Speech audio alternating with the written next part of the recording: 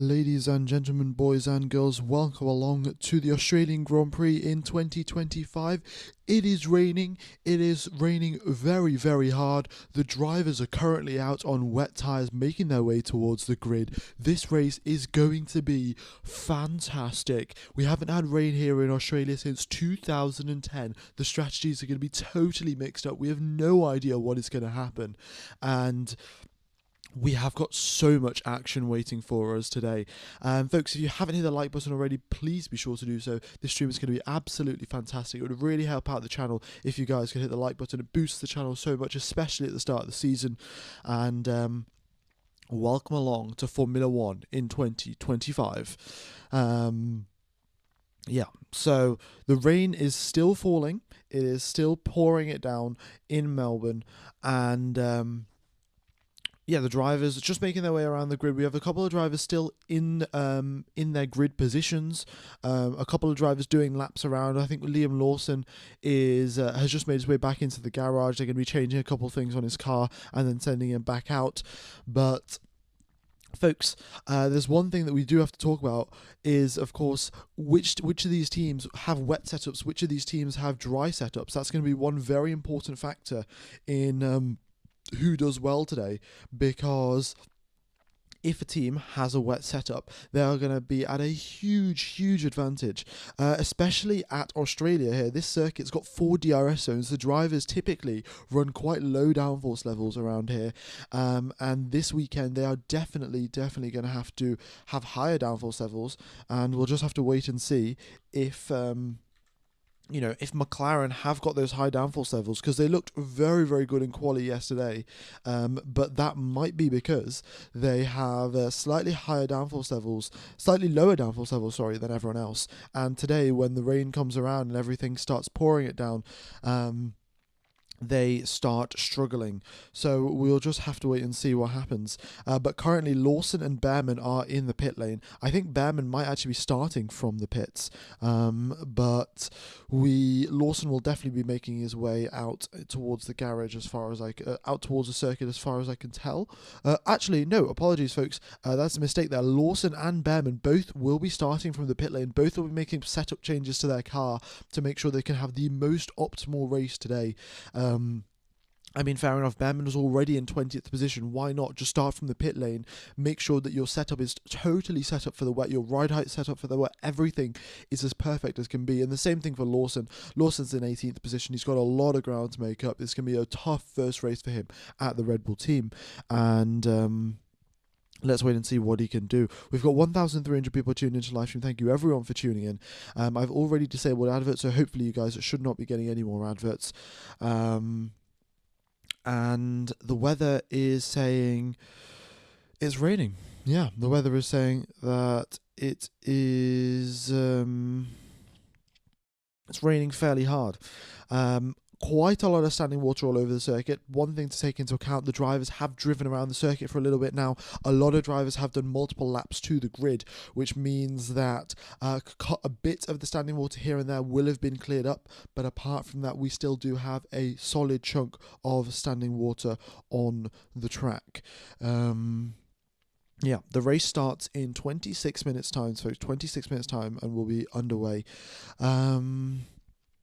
It's going to be such a difficult race for the rookies. Imagine making your way to Formula One, such a long, difficult career just to get here, and then your first race, it's going to be in wet conditions. I mean, it's going to separate the good rookies from the great rookies, but it's going to be a very tough challenge for all of them, really. Not just for the rookies, for all of the drivers.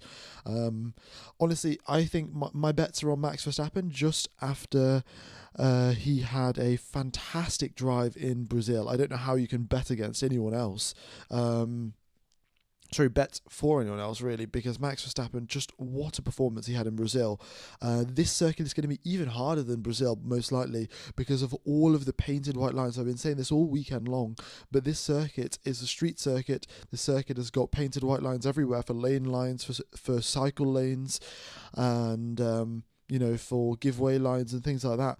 All of that is going to be wet, and this white wet paint is not grippy whatsoever. So The drivers are really going to have to watch out where they take their racing lines. The circuit's going to be very green. It might be full wet conditions. It might be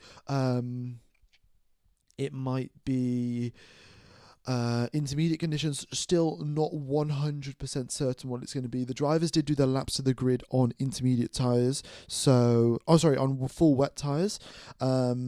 And given the amount of rain we've had before the race, I suspect we'll start the race out on wet tyres, but very quickly we could switch over to the intermediates. Pirelli have, in fact, modified their wet tyres for this year, and what they should be doing is, previously the wet tyres weren't actually that good in sort of intermediate conditions. You'd only use the full wets in proper torrential rain and nothing more. Pirelli have modified the tyres for this year, so the full wets work quite well in intermediate conditions as well. So teams could take that risk and just stay out on the wet tyres, and they have a little bit less chance of overheating once when the circuit starts drying out. Yeah, so we'll wait and see what tyres the teams pick. The tyre information should come through around about in 10 minutes before the start of the race, or just before the formation lap or so. Yeah, all right, there is a lot of questions in the chat. Let's have a look. How will Williams do? Well, Alex Albon, I think he'll do quite well. We saw, I think, Canada last year, he did brilliantly in those wet conditions. I don't know if he did that well in Brazil, but, it's the opening race of the season. He's off to a good start, up in 6th position in that Williams. I suggest that he will be doing quite well today. Same thing for Tsunoda, really. Tsunoda had a brilliant qualifying yesterday. I mean, Tsunoda really just showed up Helmut Marko, to be honest. Helmut Marko was the person that made the choice. Oh yeah, we're going to go with Liam Lawson to replace Sergio Perez at Red Bull, and Liam Lawson's down in 18th position. Yuki Tsunoda, the driver that I think should have replaced replaced Sergio Perez, he's up in 5th position. He's in the RB as well. So a very, very nice job there from Yuki Tsunoda, and we'll see how he can cope. But we're going to have 3-way, 4-way fight for the win. I mean, with these wet conditions, you never know. Fernando Alonso could come through and win this race. Like, nothing has been decided as of yet. And absolutely anything can happen, especially with these rookies, folks. With these rookies driving around, I suspect we are going to have a mistake here or there. We are going to have at least one safety car this race, and the teams will have to take that into account. They're going to have to take into account, what we're going to do if a safety car comes out. Will we be on the softs? Will we be on the inters? Will we be on the wets? It's going to be very, very tricky to see what the teams do and what they decide on. It's going to be very, very difficult for them to make some good strategy calls today, especially with so much unpredictability. Right. Folks, thank you everyone for tuning in. Hopefully you are enjoying the live stream so far. If you haven't hit the like button already, please be sure to do so. It really does help out the channel. And if you are not subscribed, then be sure to do so, because it does wonders for the YouTube algorithm, hitting the like button and subscribing. Once again, I do have to mention that I am sponsored by F1 TV Pro, so if you guys are interested in that, watching the Formula 1 race for free, there's a promotion running this weekend. You can watch the Australian Grand Prix for free. You've got 20 minutes to sign up. There's a link in the description. There's a link in the pinned chat comment. If you click on that and sign up for the full year of F1 TV Premium, you'll get the Australian Grand Prix free, and then you can cancel before your payment goes through. You get the full year of Formula 1, but if you will get to watch the Australian Grand Prix for free, because there's a promotion running, and then you cancel the F1 TV membership for the entire year, and then it's free to watch the Australian Grand Prix. So if you guys are interested, go ahead and press the link in the description, or press the link in the pinned chat comment. Right, 20 minutes till we get underway. We're going to have 58 laps of racing around here in Melbourne, and a couple more things to talk about. The if the circuit starts drying out, which I think it will at some point, I think the rain is forecast to stop a little bit later out in the day. And what that's going to mean is the drivers are going to either switch onto the medium tyres or the soft tyres. Pirelli have brought one step harder tyres from last year, so this year's soft tyres are actually last year's mediums, so it might be a good choice to drive around on the medium tyres on this year's soft tyres, because they're going to give you the most grip, and they will also last a decent chunk of laps. Otherwise, if they go immediately onto the hard tyres, after the conditions have just switched from wet to dry, the grip levels are so low that you risk just crashing, because your tyres can't provide you enough grip in these changing conditions. So yeah, we'll see what tyres the teams end up on, but the soft tyres might actually work quite well this weekend, with the track temperature so much lower than it has been all weekend long. Currently, track temperature is 18 degrees, air temperature is 15 degrees, and we've been having 38 degrees. We've been having double the track temperature essentially. So I think with half the track temperature, the soft tyres should be able to cope for quite a bit, and should be a feasible race tyre. All right. Yeah. Here we are then, 18 minutes away from the start of the race. Is your team radio working today? Well, we will find out. We'll find out once we get closer to the start of the session. We should find out if the team radios are working. I mean, I suspect they will be working, to be honest with you. Normally, they have always worked for race conditions. And, yeah.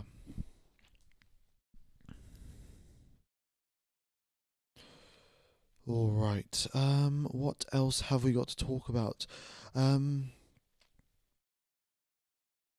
So Behrman is going to be starting from the pit lane. So is Liam Lawson. Just would like to clarify that for any of you folks supporting Behrman and Lawson. They'll be starting from the pits.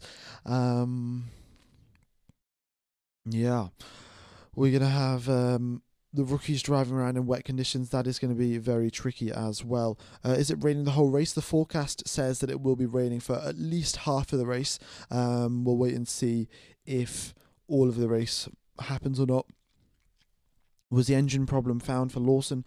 The engine issue was found in time for qualifying. They had fixed the engine in time for quali. Behrman, but Lawson, messed up his lap and then ended up losing out and getting eliminated. So yeah, Lawson's engine issue was fine.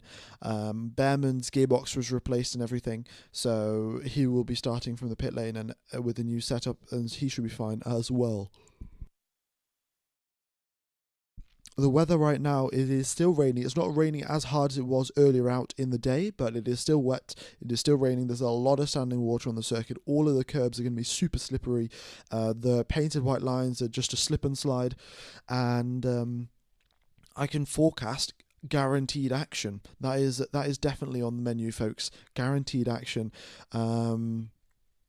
Heavy rain plus 6 rookies plus Lance Stroll. We're going to see a whole lot of action on this circuit, and a couple of spins here and there, most likely, maybe even a crash or two, and definitely a safety car. I suspect we will at least see one safety car, at least one red flag. Yeah. All right, who would win? Honestly, my bet is on Max Verstappen. After I was looking at his domination in Brazil, like, I don't know how you can bet against anyone else. This guy was an absolute beast. Set 17 fastest laps, started the race in 17th place, went on to win the race by 17 seconds. Just total domination from start to finish from Max Verstappen. And here we are at Melbourne. Nobody here has raced in wet conditions apart from Fernando Alonso and Lewis Hamilton back in 2010. That's when the last time we had a wet Australian Grand Prix. Apart from that, it has always been dry in the race. We did have a partly wet qualifying session or so, I think, early a couple of years ago, but for a full race, the last time it was wet was 2010. Yeah. Oh yeah, we're gonna get Stroll in the gravel trap. What are your folks? Do you think we're gonna get someone crashing on the formation lap? I mean, we've seen it happen before. We've seen Lance Stroll done it. We've seen, I think, Leclerc's crashed on the formation lap before as well. And given that we've got rookies on the circuit, and they're going to be instructed to do some burnouts to warm up their rear tires, I suspect you could see a burnout going wrong, or the driver's just doing a nice 180. Let's wait and see. What do you think about the McLaren? I think the McLarens were quick yesterday. However, I am a little bit doubtful of their pace because I have a feeling that the McLarens put on a dry setup for yesterday's qualifying session. So they were very quick in dry conditions, but in these wet conditions, I don't know how their pace will hold up, because in these wet conditions you want as much downforce as possible. McLaren was super slippery in a straight line, and who knows? I guess I'm not the most confident that they'll be able to deliver. Yeah. All right. Folks, if you haven't hit the like button, please be sure to do so. Hopefully, we can hit 1,000 likes before before the race even starts. That would be absolutely fantastic. And yeah.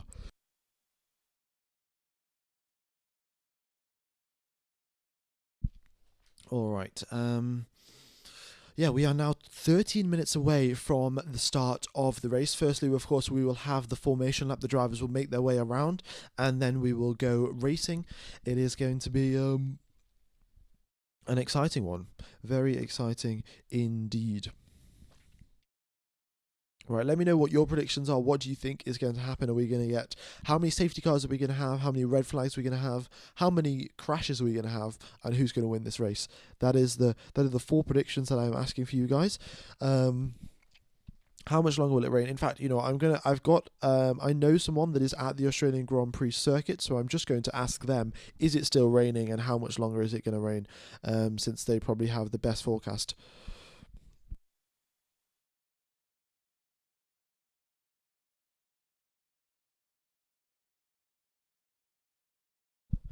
All right, Ferrari was really running a full wet setup. Maybe, I mean, there is a solid chance Ferrari did do that, and Leclerc and Hamilton could come into their own in today's race. Like, we have no idea. Kumar, if you could, love from India. That's fantastic. If you could not spam the chat, that would be brilliant as well. All right. F1 Gamer, I want to change the fastest lap count before the race. Don't need Lawson and Kimmy up there. That is true. But we'll keep them up there just for completeness sake. I suspect we're only going to be looking at fastest laps from Max Verstappen. Maybe 1 or 2 from Norris and Piastri, and maybe 1 from Hamilton as well. But we shall wait and see. I've got a better forecast since I'm in Melbourne. Oh, really? Okay, very nice. No delayed start. There was a rumour that there was going to be a delayed start, but the FIA seemed to be continuing on, and I think fair enough. The conditions really aren't that bad, so it should be fine to continue on. The rain is clearing up, only a light drizzle should remain. I mean, that's fair enough, but the circuit is absolutely soaked. It's been raining all morning in Melbourne. Currently, I think it's 3 p.m., 4 p.m. in Melbourne now. So it's been raining since the start of the day, since 7 a.m. And right now in Melbourne, let's have a look. What time is it? It is 2 p.m., 2:50 p.m. So yeah, it's been raining for a very big chunk of the day, so the circuit is still going to be absolutely soaked. But it's going to take a while for the circuit to dry up. But I suspect this is going to be one of those wet, dry races where we're going to switch from a wet race to the dry race, probably 1/3 or maybe 1/3 and 2 or halfway through the race. The drivers are going to come off their wet tyres or intermediate tyres, and they're going to put on the slicks, and then they're going to go racing all the way to the end. And the medium tyres or the hard tyres are going to be the choice, I suspect, after the end. After the wet part finishes, the drivers are probably going to go onto the mediums and the hards, given that they're going to have half the race left to do. Soft tyres, while they may be a good choice in terms of grip levels, they're not going to last to the end of the race. So let's wait and see. Folks, we're also 50 likes away from 1,000 likes. If we could hit 1,000 likes, that would be brilliant. We're still 10 minutes away from the start of the race. You guys are absolutely doing wonders today. Smashing that like button very much is appreciated, folks. All right. I don't know don't know what George Russell's doing there. I mean, George Russell isn't there. His GPS is just having a little bit of a glitch. So he'll be back to the correct position once he gets moving and underway. Um, yeah, fantastic, fantastic. Right. Um, Here we go then. 9 minutes and 55 seconds remain till we get underway for the formation lap, and then of course after the formation lap we will have the full wet race here in Melbourne. Cannot wait whatsoever. And it looks like we're going to have a standing start as well. No rolling start. I think Formula 3 had a rolling start, so that was when it was still raining, but as of now, the rain has sort of cleared up a little bit, so we'll probably be getting a standing start. I think the drivers might even risk starting on intermediate tyres. You can take that risk. Maybe on the first lap or two, you're going to be a little bit down in terms of grip levels compared to everyone else on wet tyres. However, you're going to have such a huge advantage after the circuit dries up. Also, folks, we are watching the replay from 2000. I'm just watching the replay here from 2010, when it was the last time that it rained in Melbourne, and we had drivers spinning at turn number one. One driver braked a slightly little too late, crashed into another, and then we had multiple drivers spinning going into turn one. We might see that happen today. We might not see that. It depends on how much spray there really is and how much visibility there is on the track for everyone else. Yeah. All right.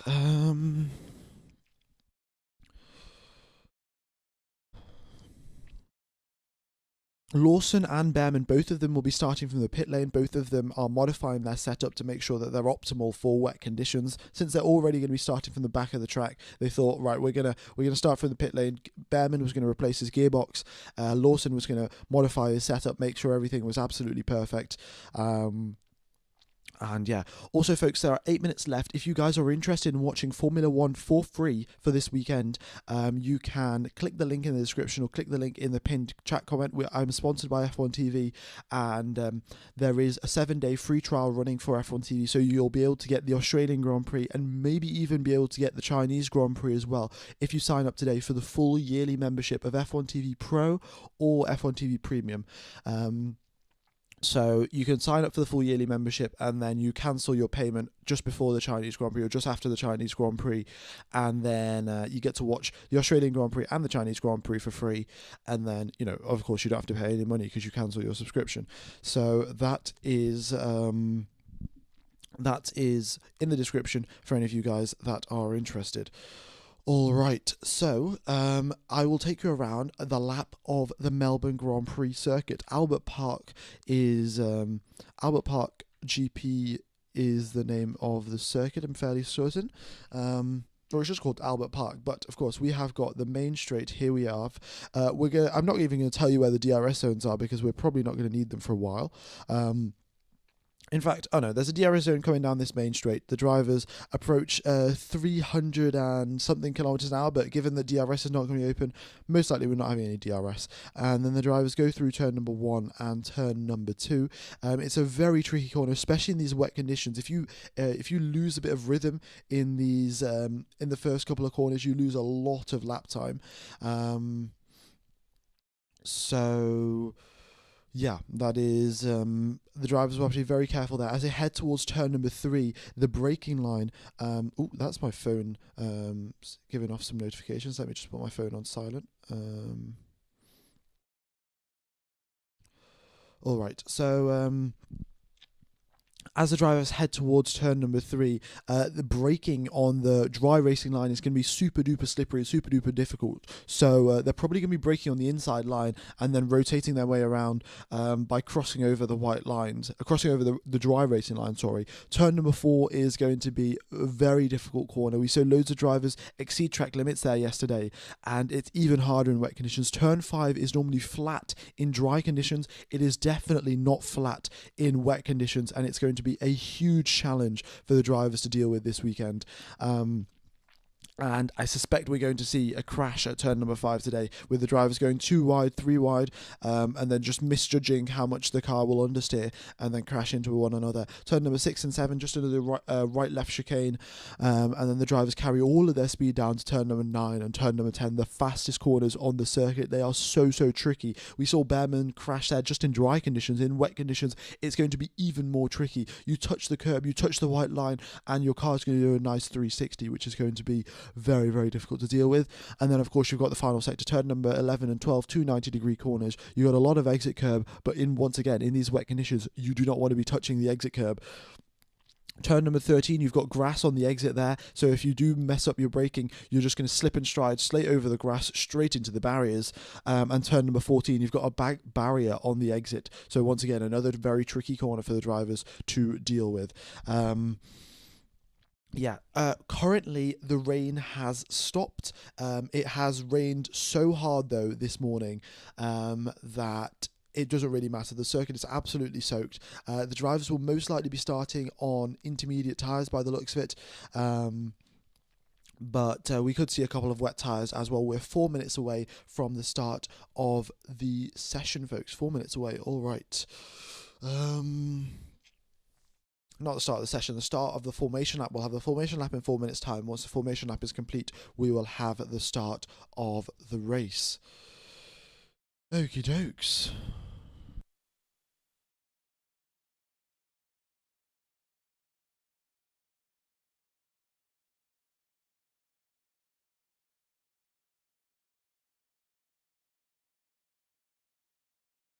Right. What are your predictions? My predictions is going to be Max Verstappen does very well. We are going to see a crash from at least one of the rookies. We're going to see at least one safety car. And I think Fernando Alonso is going to end up in the top 6. Those are my predictions. All right. All right, here we go then.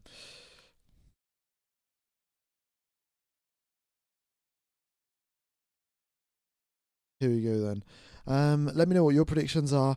We've got 7,000 people tuned into the live stream. That is absolutely fantastic, folks. Thank you, every single one of you, for tuning in. I'm going to be commentating the Australian Grand Prix. I'm going to be commentating the Chinese Grand Prix. Every single Formula One race this season, I will be commentating every single qualifying and every single practice as well. So, hope you guys are enjoying. Hope you guys have hit the subscribe button, and I will see you for the rest of the season. But here we are, 2 minutes now. Every single driver is in their car right now. All of the tire blankets are on. The mechanics are just waiting for the go. They're going to take the tyre blankets off. They're going to make their way to the pit lane. And we are going to be underway for the 75th Formula One season. And this one is going to be special, folks. This one is going to be special. All right. So I'm going to have a very quick sip of water, and then we're going to have 58 laps of spectacular racing here in Melbourne. This is going to be brilliant. I'm just going to refresh the team radios. Hopefully we get some team radios coming through, and not long now before we get underway for the race. In fact, 1 minute and 53 seconds before the formation lap.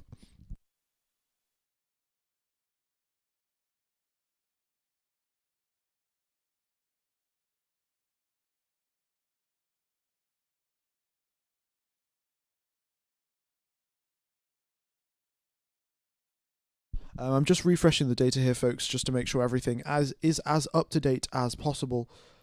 Fantastic. Alright, so here we go then, folks. Ladies and gentlemen, boys and girls, welcome along to the day that we have been waiting for 80 days since the off-season. We have got the tyre information coming through. Everyone is on intermediates, apart from Lance Stroll, who is on wet tyres. Alright, thank you, Exoteric, for the $20 donation. Best season ever, I can feel it. Thanks for the commentary. Very much is appreciated, buddy.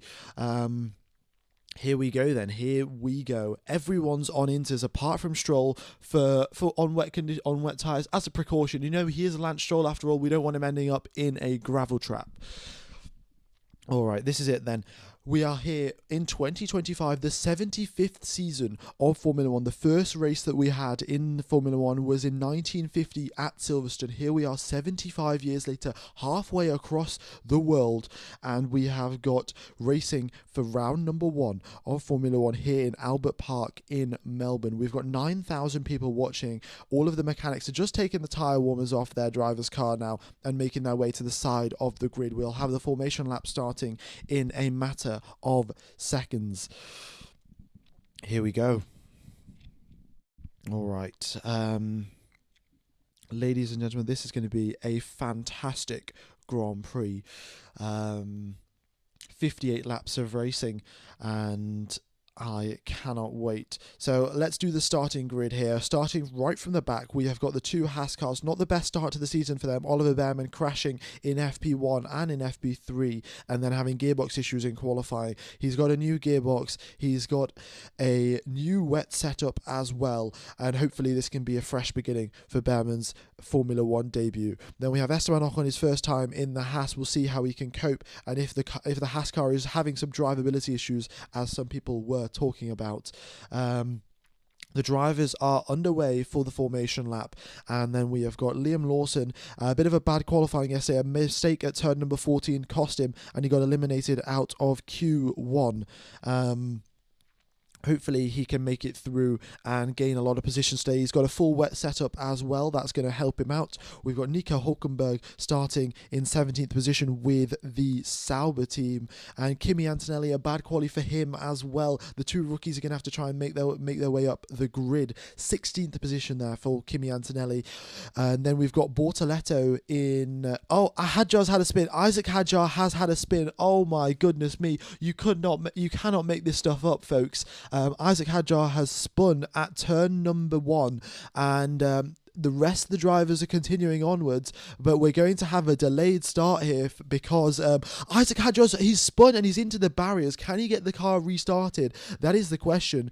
His rear wing seems to be intact. It wasn't a high-speed collision of sorts, but he's got to figure out the engine. He's got to get the clutch settings dialed in, and hopefully he hasn't beached his car at turn number 1, but we've already had a crash before the race has begun.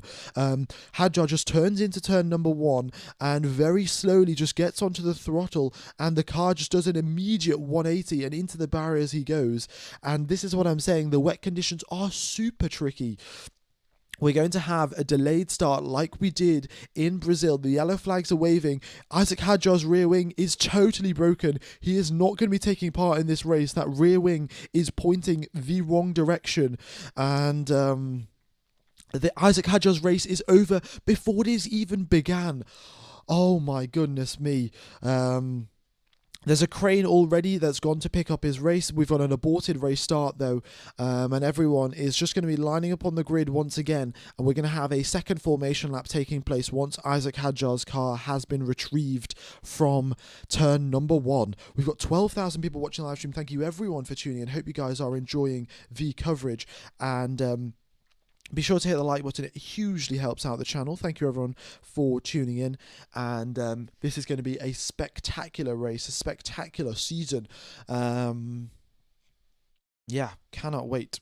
Cannot wait for this one.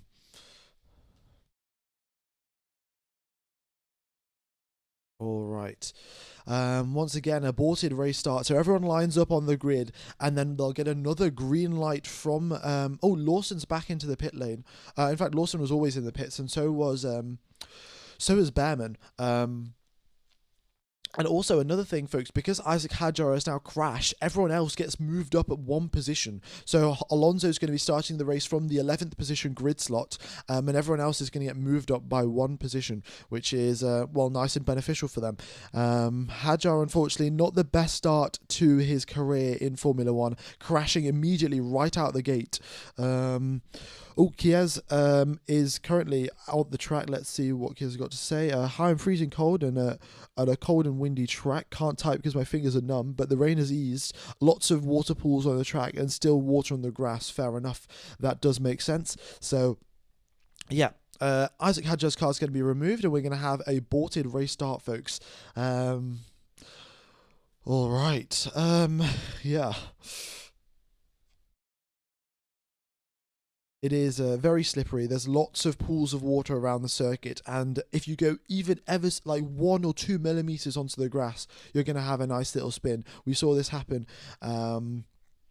We saw it happen in dry conditions with Oliver Bem, and now it's wet. It's going to be even worse. Folks, could we get a F in the chat there for Isaac Hadjar? Very unfortunate. He's just gone and crashed before the race has even started. Yeah, unfortunately, the radios are still not working. Apologies, folks. It just seems like the radios just will not cooperate with us today. Yeah, I just can't do anything about it. Nothing, no team radios have come through since yesterday.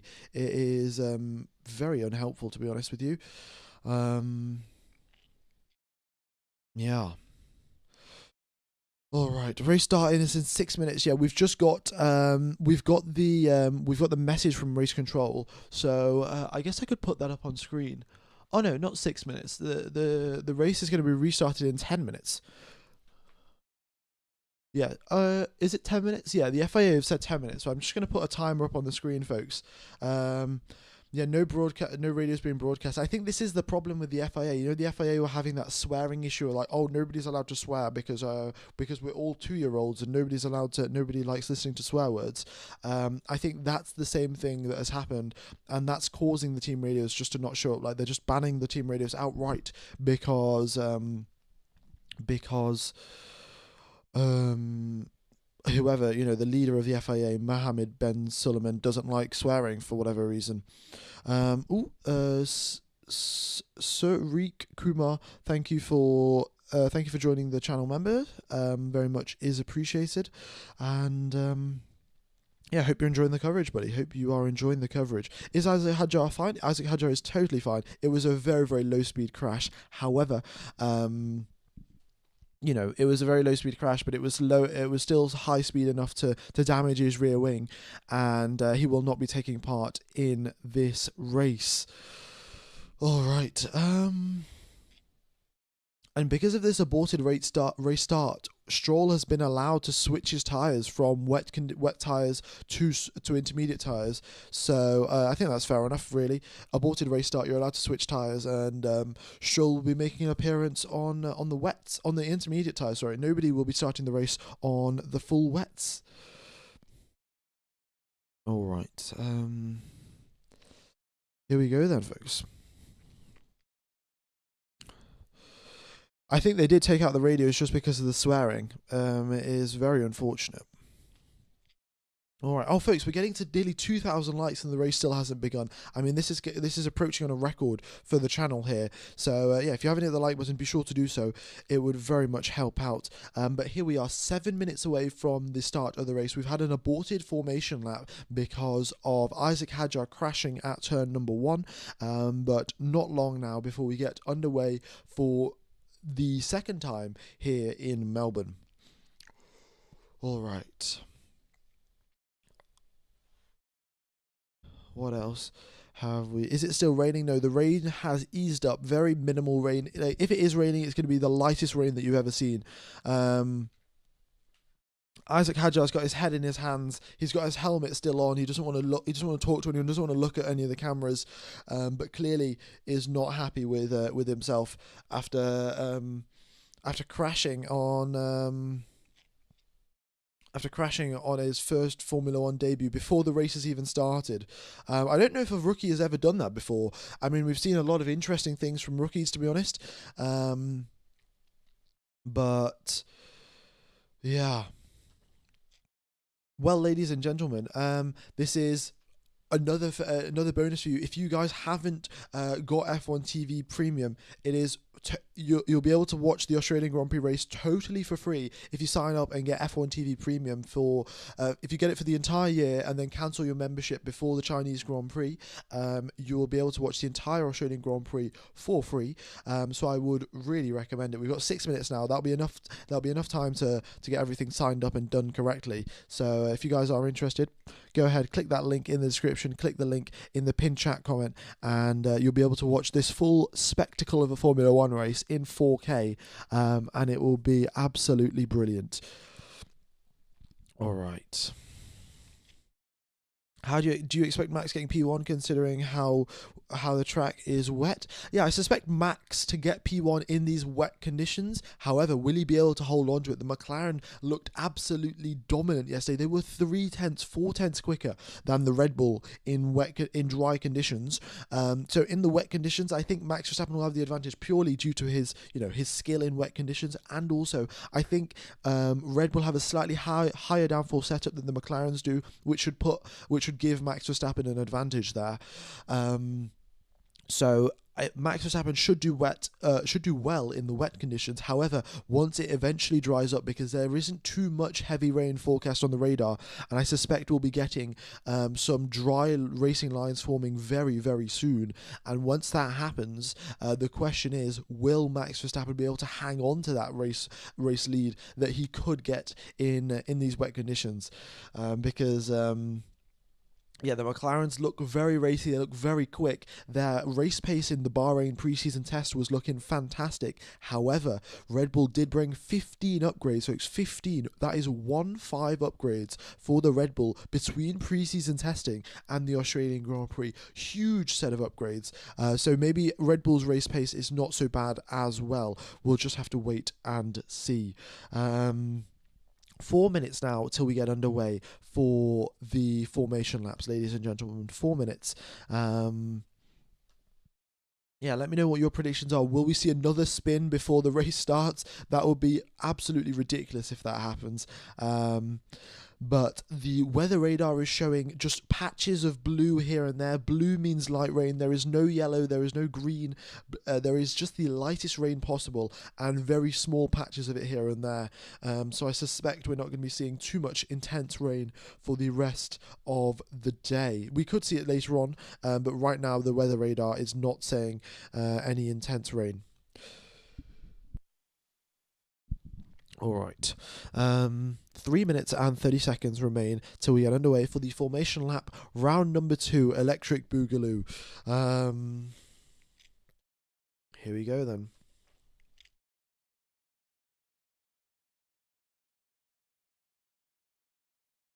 All right.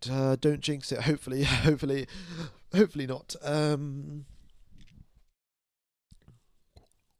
How come Alonso is listed as a rookie? Because Alonso took part in a young drivers test a couple of years ago, so since then he has just been a rookie. But in fact, to be honest, Alonso has been driving in Formula One longer than some of these rookie drivers have been born. Some of these rookie drivers have been born after Fernando Alonso made his Formula One debut, which is mind-blowing, really. Alonso's been in Formula One the same amount of time that these guys have been alive, and they're both racing against each other.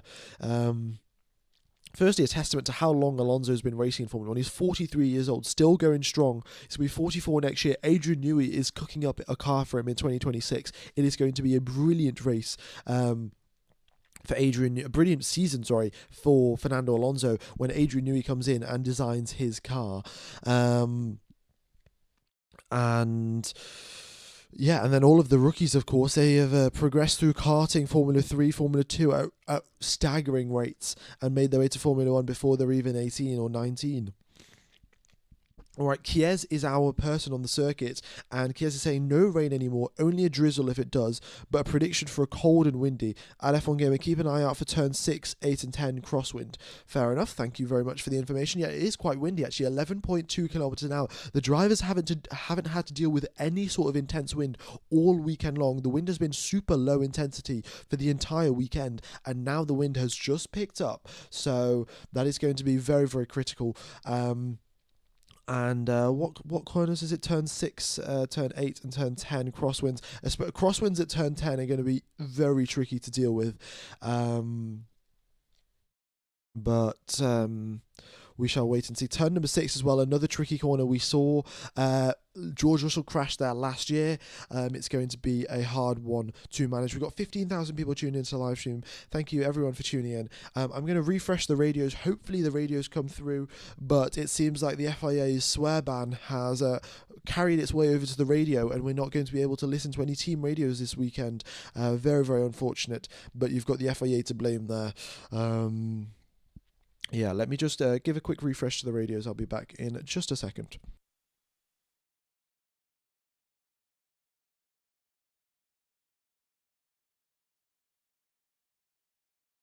Yeah, nothing as of yet. Nothing yet as of yet has come through. 38 seconds though, folks, till the start of the formation lap. So Lawson is not out. Lawson and Behrman are both in the pit lane. They're going to be starting the race from the pit lane. Lawson has got a wet setup. Behrman fixed his gearbox issues that he had in quali yesterday, so that's the reason both of those drivers will be starting from the pits. Whose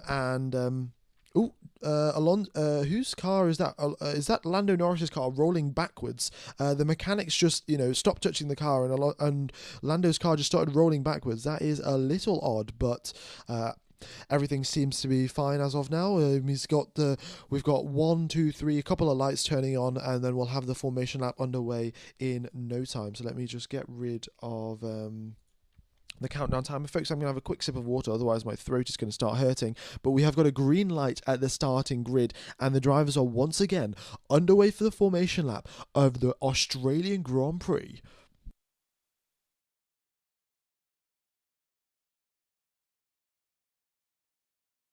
Here we go then, ladies and gentlemen. The formation lap is underway, and we are, well, hopefully we don't get another crash. Fingers crossed. No more crashes. There is loads of leaves as well. The wind has really picked up. They've blown a whole bunch of leaves onto the braking point of turn number 3. The drivers are going to have to be very careful there. That could easily cause a lockup and just cause them to go straight on into the gravel. But here we are, underway for the formation lap, and we will have everyone making their way around. Seems like everyone's fine for now. Lawson also comes out the pit lane, and Behrman as well. They'll be doing the formation lap, make their way back into the pit lane as well to start the race. Could you add position started and position gains? That will come through as soon as the race starts. It will have the number of positions gained for the drivers up on the screen. All right. Here we go then. Can we book Isaac crash somewhere? Sure, let me... in fact, if we're not getting any team radios, I could move this over here and just put Isaac Hadjar's crashed. Let me just type that out. Give me a sec, folks.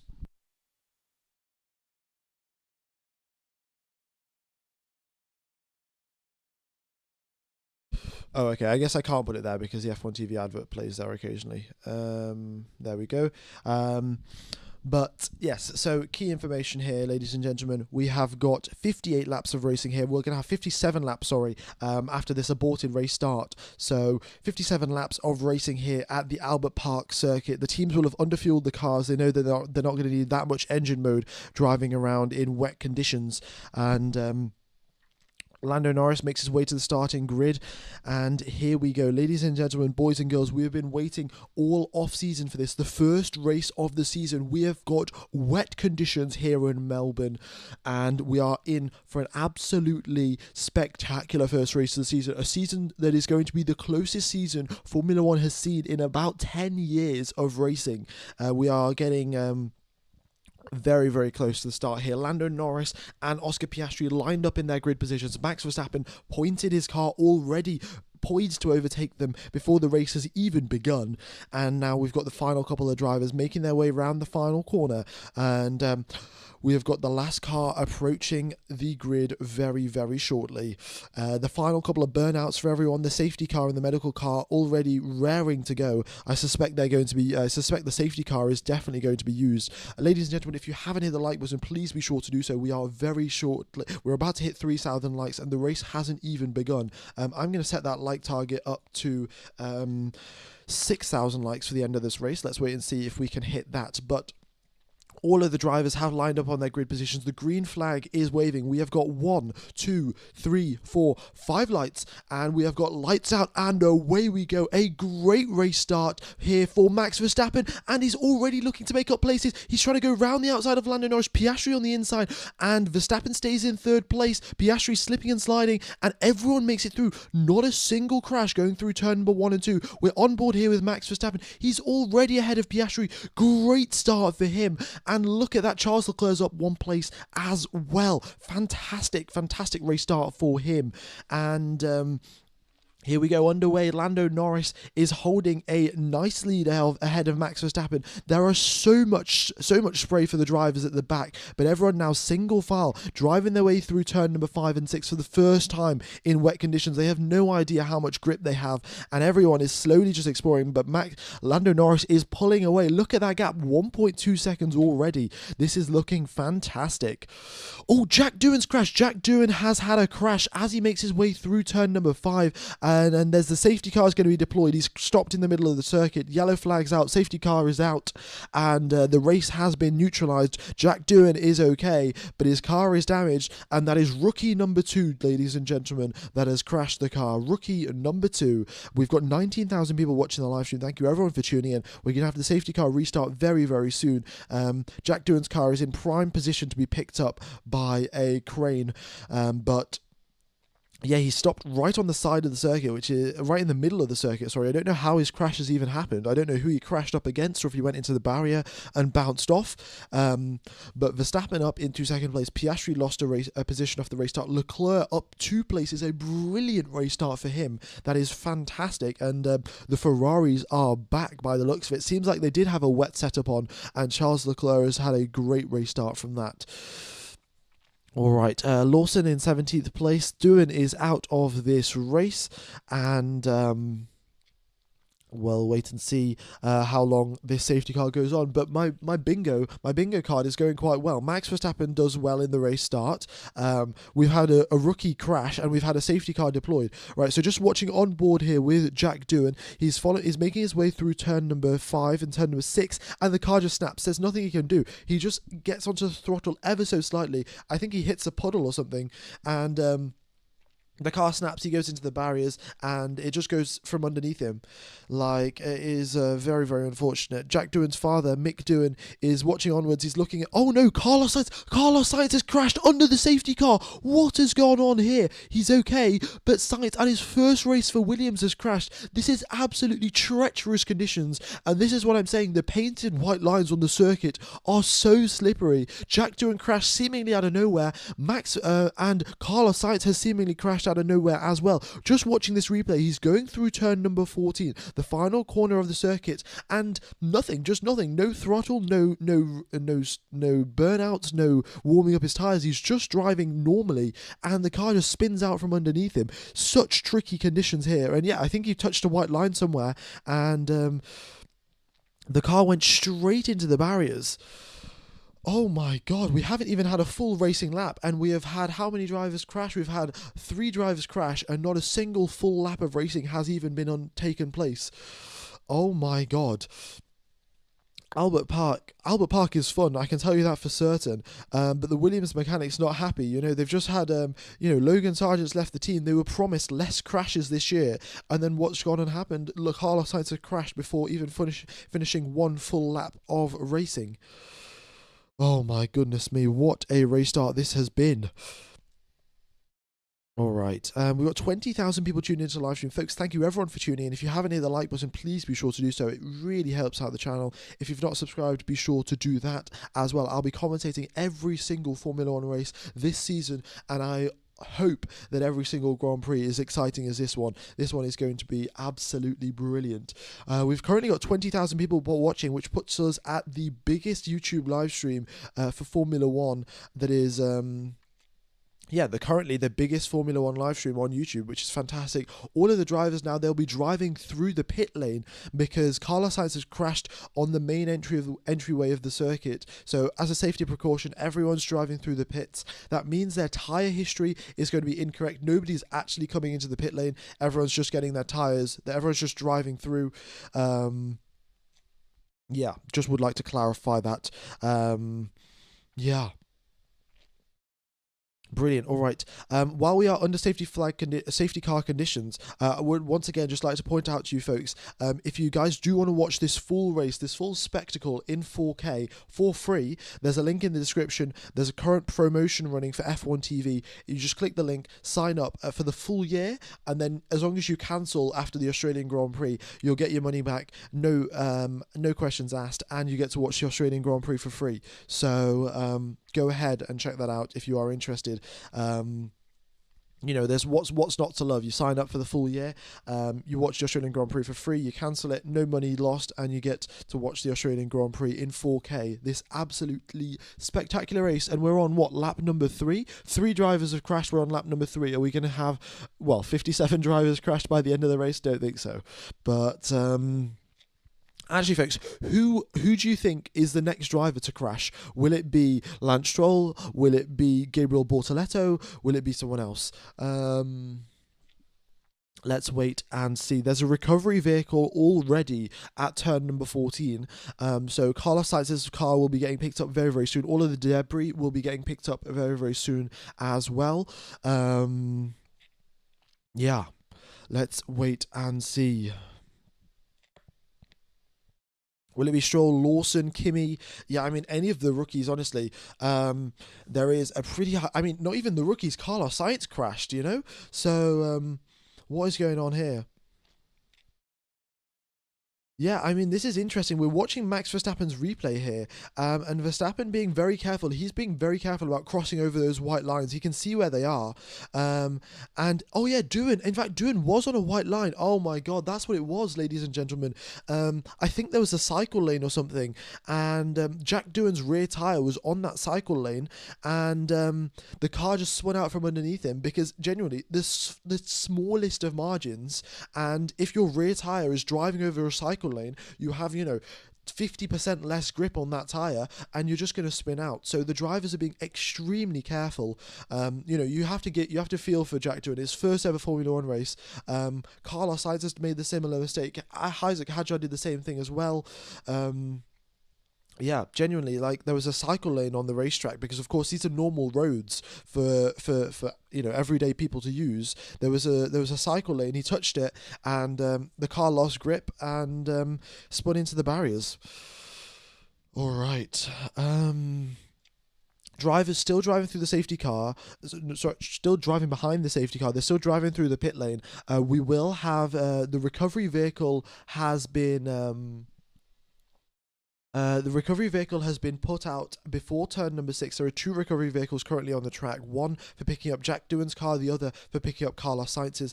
But I suspect in 2 laps' time we'll be underway for some racing. So just hang in there, folks. We've got I suspect 2 laps. We haven't got anything official from the FIA, but it doesn't seem long now before Jack Doohan's car has been cleared up.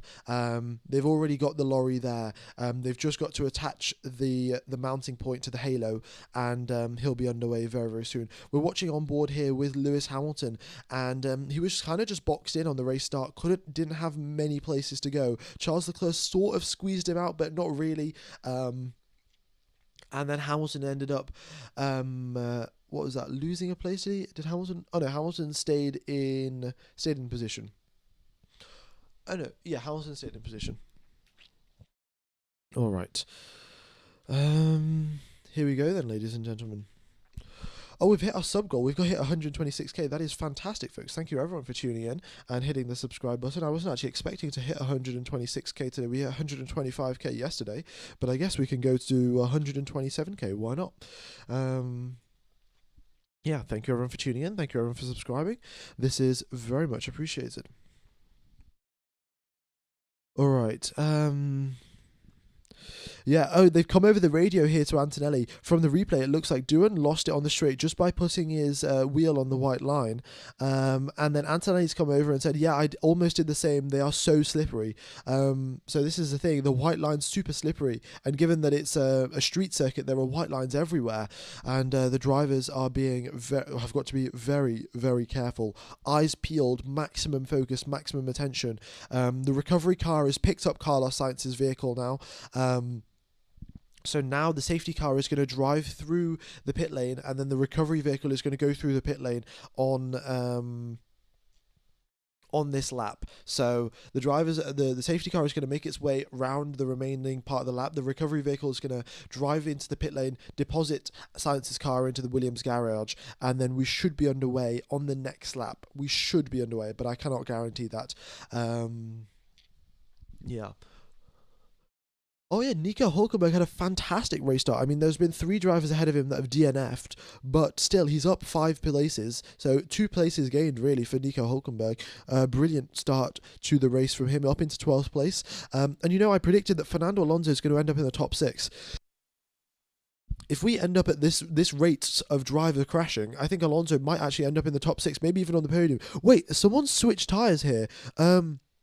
Liam Lawson has come into the pits, switched onto a fresh set of intermediate tyres. I don't know why he has done that. He was already at the back of the pack, so it didn't matter too much. But for whatever reason, he's put on a fresh set of intermediates. That is an interesting choice. Oh, sorry, it looks like Ocon, Lawson, and Behrman, all 3 of the drivers right at the back of the pack, put on a fresh set of intermediates. I guess they just want a fresh set. Why not? But yeah, with this track drying up now, we're getting a dry line sort of starting to form.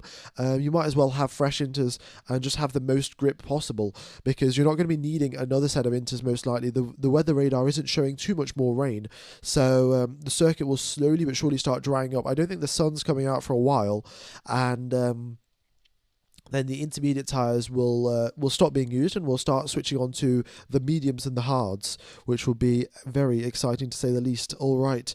The safety car, I don't think, is coming in this lap. The track has been deployed clear, so the Carlos Sainz's bit of the circuit has been moved. Carlos Sainz's car's been moved. His thing's been moved as well. The lorry's been moved. They've got a weather update to Lando Norris. No significant rain expected for at least 30 minutes. All right, so that's why everyone else has the 3 drivers at the back pit onto those intermediate tyres. Wait, why has Jack Doohan just reappeared? He's definitely not taking part in this race again. Oh, it's because his car's moving. His car's on the back of the lorry and it's moving away. F1 Gamer, it started to drizzle and the wind has picked up and it's gone faster. Wow. Okay, so we've just got two opposite sources here. One is the McLaren radio saying no significant rain for the next 30 minutes, and Chies, who is currently at turn number 13, has told us that they started to drizzle a little bit. So let's wait and see.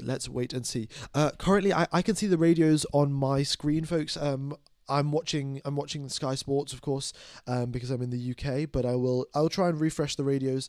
But you'll just have to. I don't think they are going to work. So I'm just give me a sec here.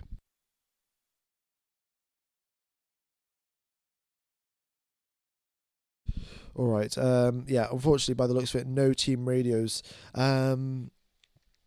All right. Jack Doohan should be fine. We're just watching here with the onboard of Piastri. Piastri was just a little bit too close to the white line on the exit of turn number 1, which caused him now to lose traction, lose a bit of grip, and Max Verstappen overtook him on the power as they exited turn number 1 and turn number 2. So that's what's happened there.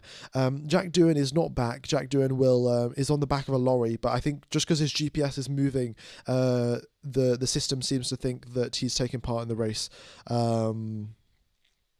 Yeah. All right. Here we go then. No significant rain, but the drizzle is still on and off. The wind is up to 27-30 kilometers an hour. Yeah, the wind is really picking up here, and that's going to be another factor for the drivers. The white lines are slippery enough, but also a wind, a bit of a gust in the wrong direction, and you could spin out. So the track has been declared clear where Jack Doohan crashed as well. So is the safety car going to come in this lap, or is it going to come in on the next lap? By the looks of it, it's coming in on the next lap, folks. We still haven't got the official safety car ending message from race control, but with circuit clear at turn number 14 and at turn number 6, I suspect we're going to be getting a safety car ending notice very, very soon. All right. And yeah, this is it. If you guys haven't got F1 TV Pro, be sure to go ahead and get it. You can watch the Australian Grand Prix for free, cancel your membership, not have to pay a single penny. So I'd go ahead and recommend that. If you guys are interested. But here we are now for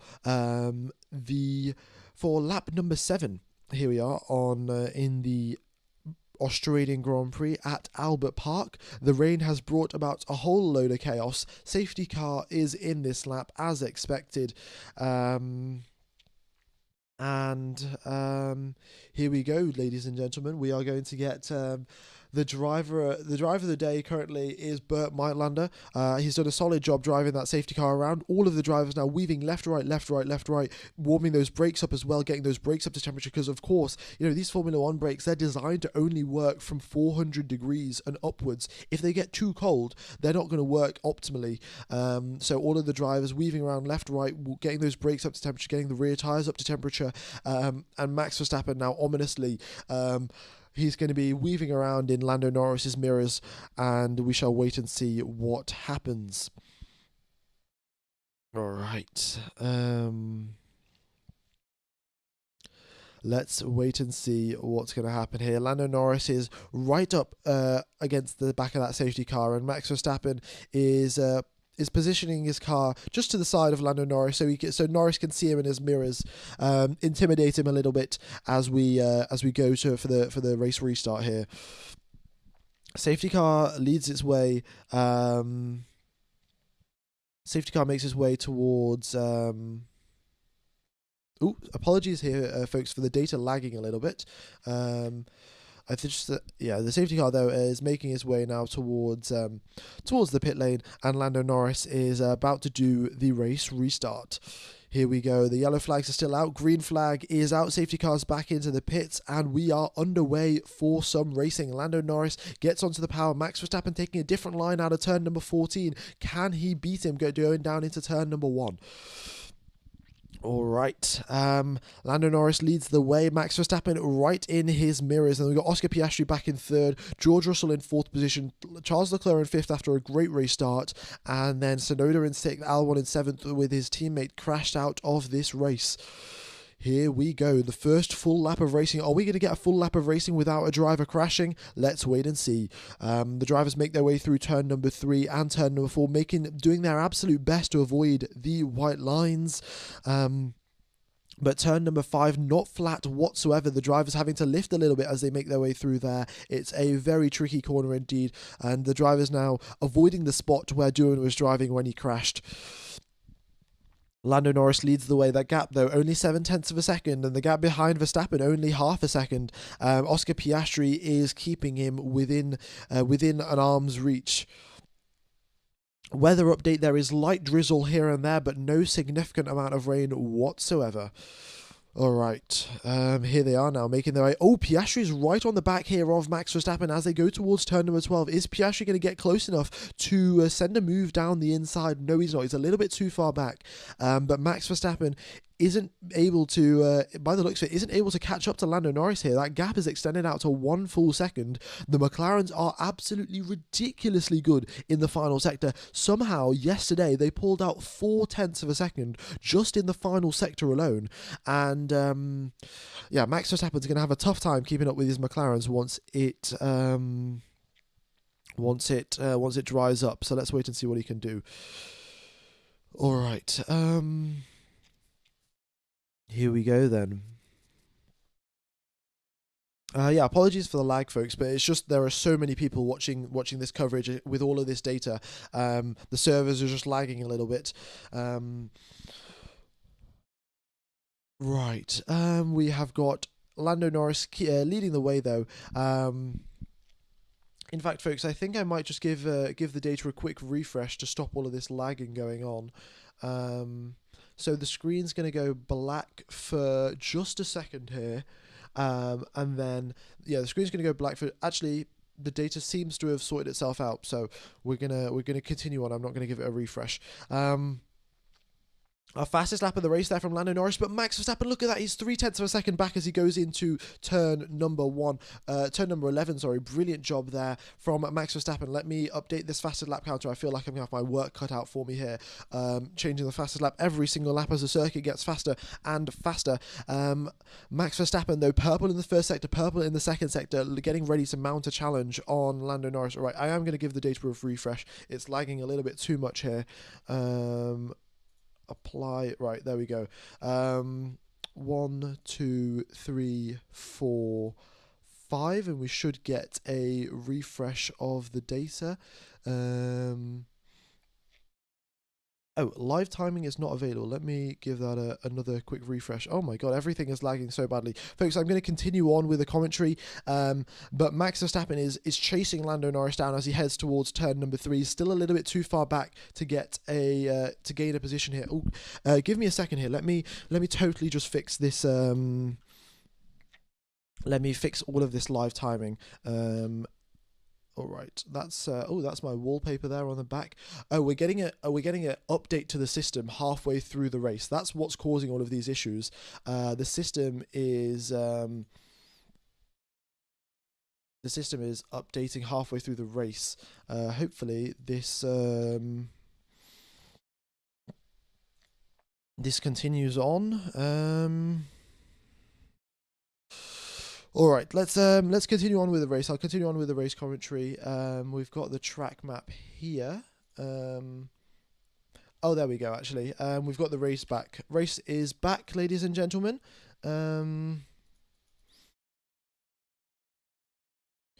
Oh yeah, they might be fixing the radio system actually. So that might be it.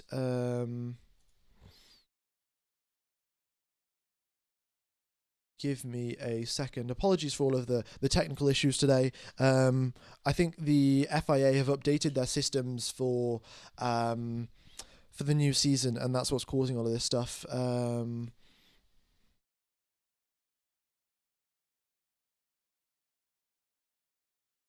Right.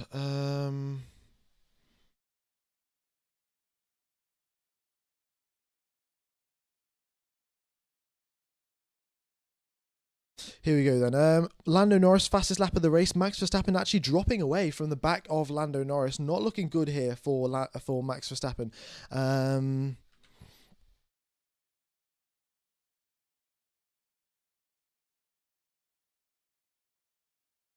All right. What is going on here? Maybe I shouldn't have refreshed the data and should have just continued on with the lagging data. Better than having no data whatsoever.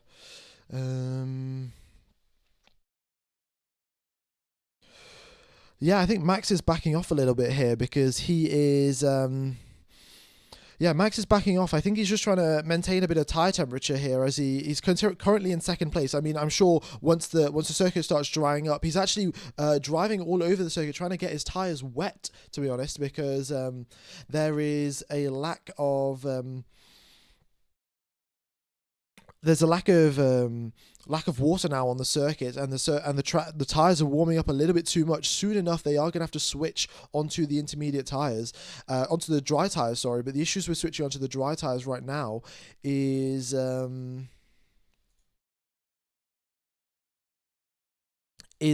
there isn't a proper dry line that has formed onto the circuit. Yeah, the drivers are already instructed to cool down the front left tyre on the main straight. We're seeing a lot of drivers moving off to the left-hand side, looking to get everything. Oh, we've got the track map here at least. Okay.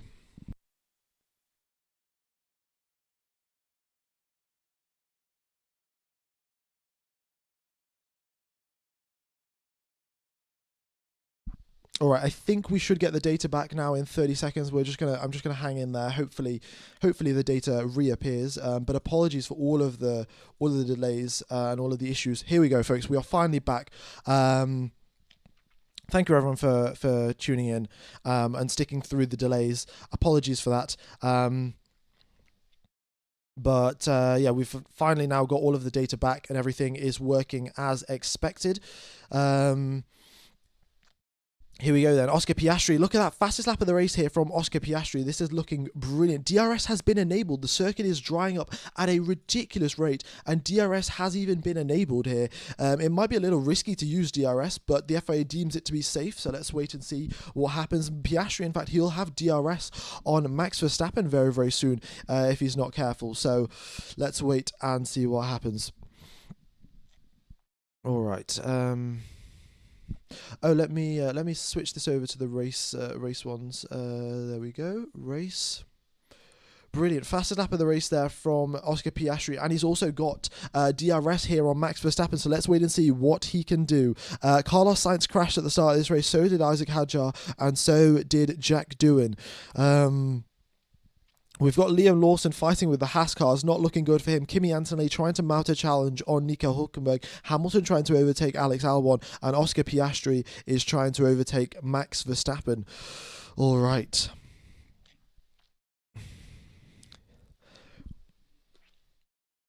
All right. Hamilton's come over the radio saying, "Let me know where I'm struggling. The drivability of the car is he's struggling with the drivability. It's very, very snappy." That's what he's saying over the radio. It's not looking great for Lewis Hamilton. Yeah, he is stuck behind Alex Albon. The circuit, though, rapidly drying up, and at some point, sooner or later, someone is going to have to make the switch onto dry tyres. The top three have already pulled away from everyone else. Piastri's got DRS. He's gaining on Max Verstappen as they head towards turn number 11. But yeah, this is going to be a very tough battle here for Piastri and for Verstappen. Well, we've got 17,000 people watching. Finally, we've got a couple more people coming back after we've had those technical issues. Apologies for the technical issues, folks. But be sure to hit the like button. Very much would help the channel and help the stream, help everyone come back to the stream. All right. The risk of rain is increasing, ladies and gentlemen. Oh my God, this is a tricky one, isn't it? The risk of rain is increasing, but right now the circuit is drying up. So what do you do in this scenario with the circuit drying up and the chance of rain increasing? Do you stick it out on the intermediate tyres? Do you just hope that they don't go? Do you hope that you don't lose grip on them? We see Lando Norris squirming and sliding on the exit at turn number 3. Max Verstappen doing the exact same. Piastri, however, seems to have a decent amount of grip. Max has 2 fastest laps. Okay, let me update that on the thing, and I'll also check if the team radios are working now as well. All right, let me just check if the team radios are working. That'd be brilliant.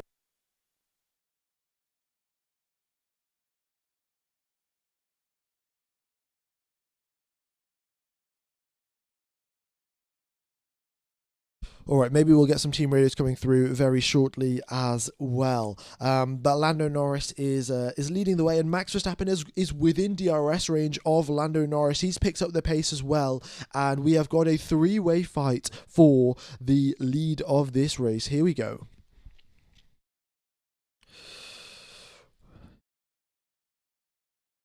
Cannot wait here. We've got Lewis Hamilton saying... Oh, Hamilton saying, "Leave it to me." The Ferrari mechanics are saying something to Hamilton, and clearly Hamilton does not want to be told anything, and he is making his own way about driving. All right, fastest lap of the race there from Oscar Piastri. Let me just go ahead and update that. 2 fastest laps for Piastri, and Max Verstappen now still within 7/10 of Lando Norris. Let's wait and see what he can do. Oh, look at those. The top 3 all within a second of each other. Purple first sector for Verstappen, purple second sector for Piastri, purple final sector for Lando Norris. They are trading purple sectors as this circuit is speeding up faster and faster, but with more rain expected. Do you take the gamble, go on to the soft tyres or the medium tyres, or do you think the rain's not going to arrive? These tyres are really overheating though, so let's wait and see.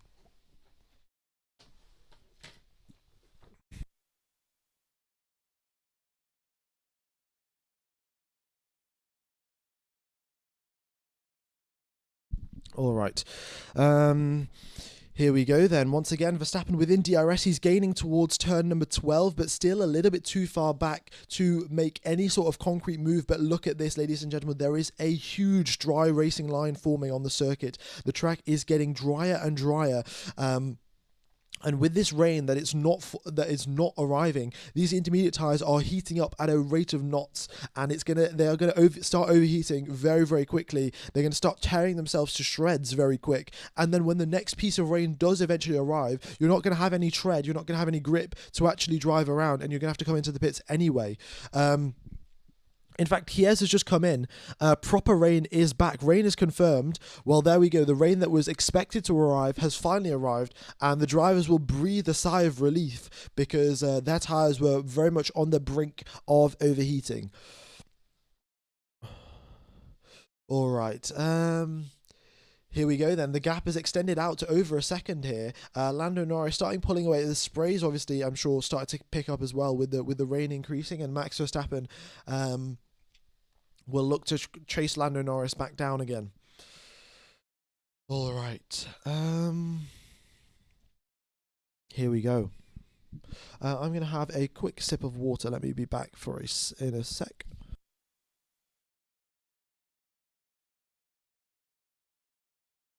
Oh, Lando Norris has got a fastest lap yet. Let me just update that on the screen as well. Yeah, thank you everyone for keeping up to date with the fastest laps. I'm getting a little bit distracted with the commentary and forgetting about the fastest laps. George Russell though, he's pushing quite a bit actually. We can see that he's in fact driving over the curbs a little bit on the entry to turn number 6. He really is pushing, trying to get the most that he can out of the car. Kimi Antonelli, he had a spin, ladies and gentlemen, going into turn number 4, just touched the grass on entry, and then went on and had a spin.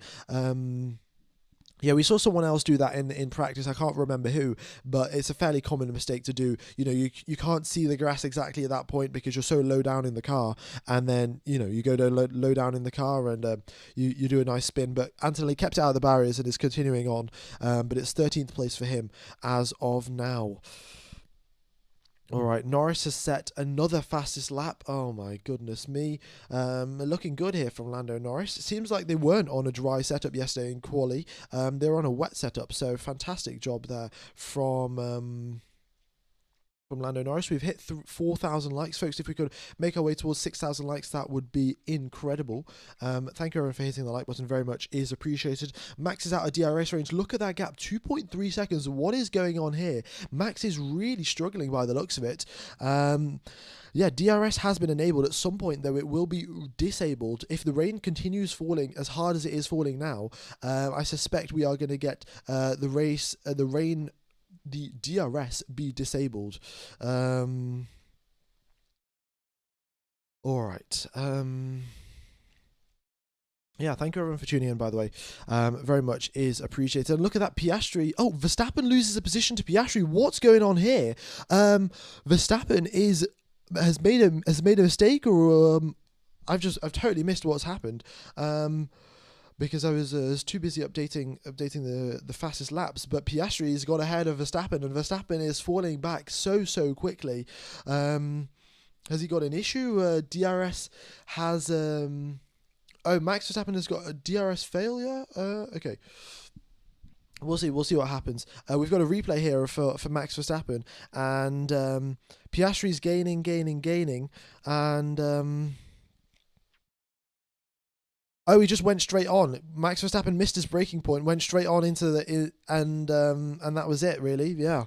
Just got the replay here. Did he lock up, or did he just misjudge his braking point? He locked up a little bit, misjudged his braking point, lost time, and then Piastri overtook him.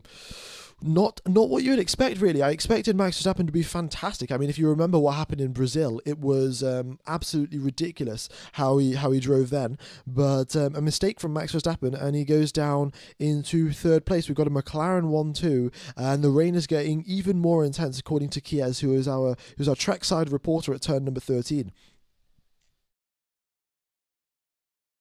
All right. And look at this, the lap times are once again increasing. Norris and Piastri and Verstappen, all of the lap times slowly creeping upwards as the rain starts to fall. The track's creeping up, the lap times are creeping upwards, and yeah, the intermediate tyres are cooling down a little bit. The driver's having less overheating issues. Alex Albon has got a safety car infringement, apparently. He's apparently under investigation from the FIA for a safety car infringement. So I'll let you know what the outcome of that is. I don't know exactly what he did. But ladies and gentlemen, this is Piastri's home race. He is 3 seconds behind his teammate Lando Norris, and I suspect he's going to try and chase him down and try and get this race win off his hands.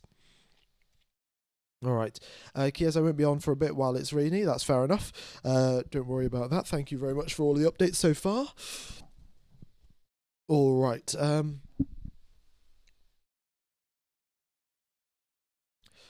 Continuing on. Apologies for the lag there, ladies and gentlemen. Just cannot do anything about it. There are so many people watching the race and getting access to the data. I don't think the F1 servers can cope.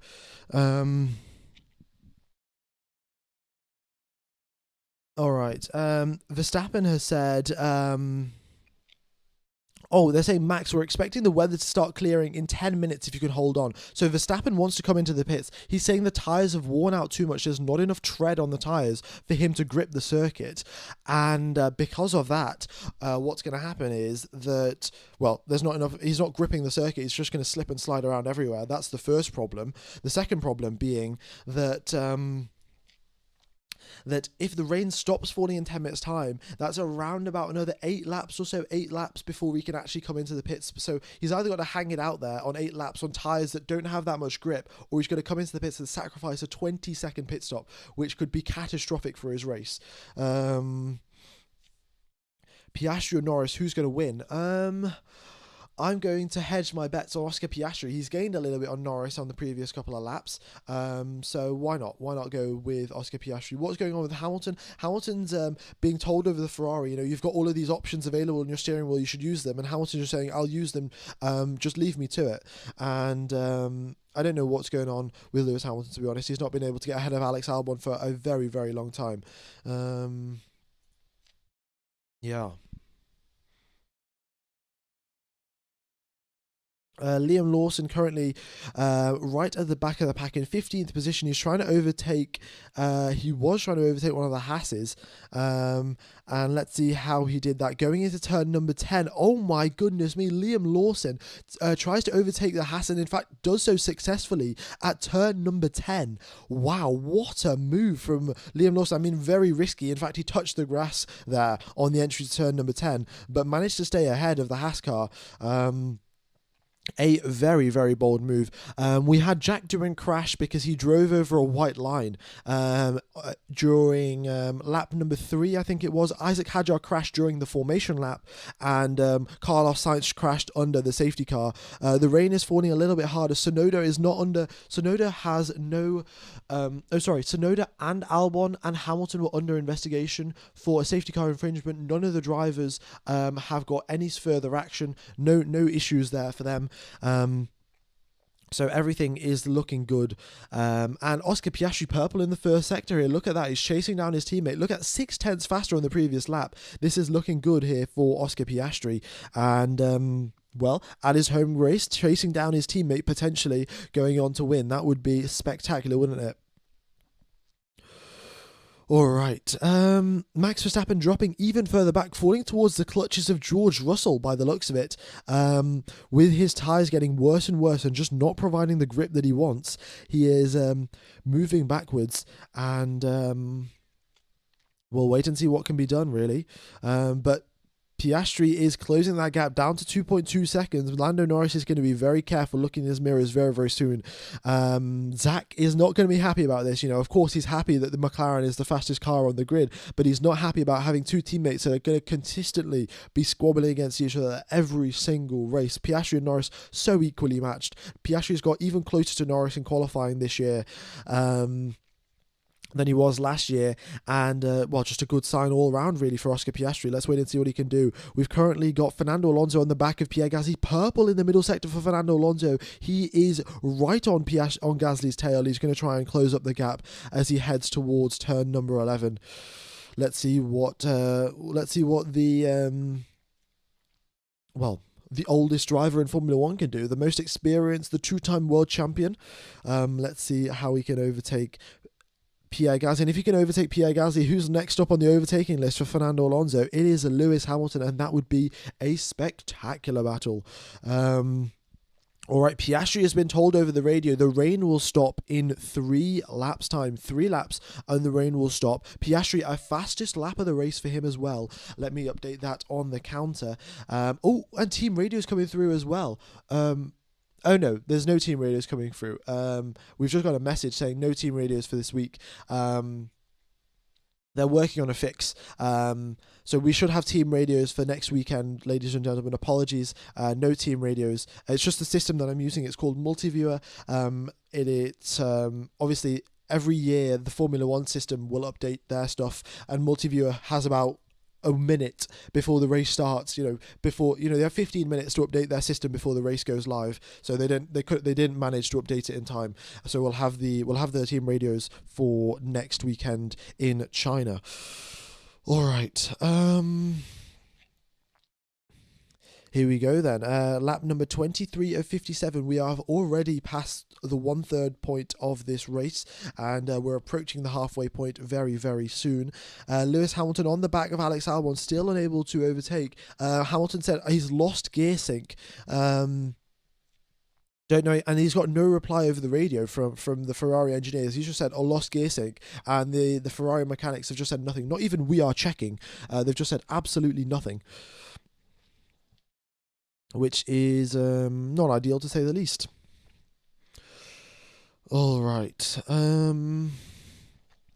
Well, 20,000 people watching the live stream. Thank you, everyone, for tuning in. Very much is appreciated. Hope you guys are enjoying the coverage. And let's get underway for some, for the rain stopping, and we're going to get the lap times once again start to fall. So let's keep an eye on these lap times here. A 1:31.1 is what the most of the grid are doing, or 1:32s is what most of the grid are doing, and then we've got Lando Norris and Oscar Piastri. They're doing 1:30s. So with this rain now stopping in 3 laps time, we should see the the lap times drop down once again, and then we'll reach the switch point from the wet conditions to dry conditions, which will be super duper exciting. All right, here we go then.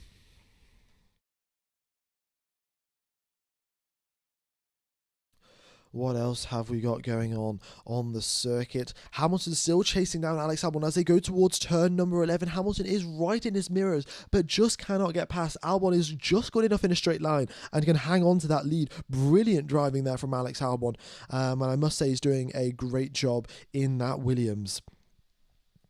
20 laps. Nobody has come into the pits for a set of fresh intermediates apart from Lawson and Behrman, who I think did come in. Oh, look at that purple first sector there for Piastri. That gap now down to 1.7 seconds. Slowly but surely, who is approaching on Lando Norris? Oscar Piastri, his teammate, is. Will we get another battle like we did, with Nico Rosberg and Lewis Hamilton? Will we get a fierce teammate rivalry between these two? Only time will tell, They seem to be good friends now, but Lewis Hamilton and Nico Rosberg were friends since karting, and we all know how that went when they got around to racing in Formula One alongside each other. So we'll see how Piastri and Norris can deal with that. Just looking at the tyres Piastri and Norris have currently got, the middle section of the tyres, the tread is completely worn out. If you guys remember back to Turkey 2021, where the drivers just kept on driving the intermediate tyres till they basically turned into slick tyres, that's what's happened here. The drivers are basically driving into slicks at this point. Because they have done 20 laps on these tyres, 24 laps on these tyres, and they've wear out at such a ridiculous rate because the circuit isn't all that wet. And lap times are improving. What's that going to tell you? The circuit is getting quicker and quicker. Alex Albon once again holds off another defensive maneuver from Lewis Hamilton. Hamilton tries to overtake him into turn number 12. Albon just swoops around the outside. A great defensive maneuver. And once again, Hamilton is stuck behind Albon and using DRS as he goes down there. Charles Leclerc has said, oh my god, what has gone on in the radio here? Oh my god, no way. Okay, I'm going to read out this radio. Okay, Charles Leclerc says, is there a leakage? Ferrari ask, a leakage of what? Charles Leclerc says, my seat is full of water. And then the mechanics reply back, the engineer replies back, that must be the water. I think he meant that must be the rain, but he said that must be the water. And then Leclerc replied back, that we'll add that to the list of words of wisdom. That is exactly what Charles Leclerc said. I mean, Leclerc has had more than enough of Ferrari's radio comedy, and he's really fed up with it by the looks of it. Absolutely wild stuff, to be honest. Absolutely wild stuff. All right, Lando Norris is our race leader, but another fastest lap of the race here from Oscar Piastri. And look who is gaining. He's gaining at an absolute rate of knots here. Gap down to 1.4 seconds soon enough. Guess who is going to be hot on the heels of his teammate? and it's lap number one. There's not going to sorry, it's race number one. There's going to be zero team orders. There's not going to be like Zach Brown saying, "Oh, you're not allowed to overtake him because for the championship's sake." There's no championship to worry about. It is just Lando Norris versus Oscar Piastri. This one's going to be good. Water is wet team radio. Exactly. That is what Ferrari are so good. Honestly, their team radio is fantastic. They've provided us with so much action so far. Hamilton complaining, Hamilton being asked to be left alone already. Leclerc saying that water is wet. I mean, you can't get any better than this. It's your average Ferrari team radio, to be honest. All right.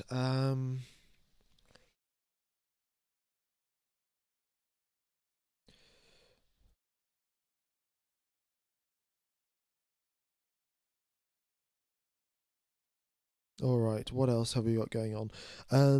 Just give me a second here, folks. Let me just adjust what's going on with the team radios.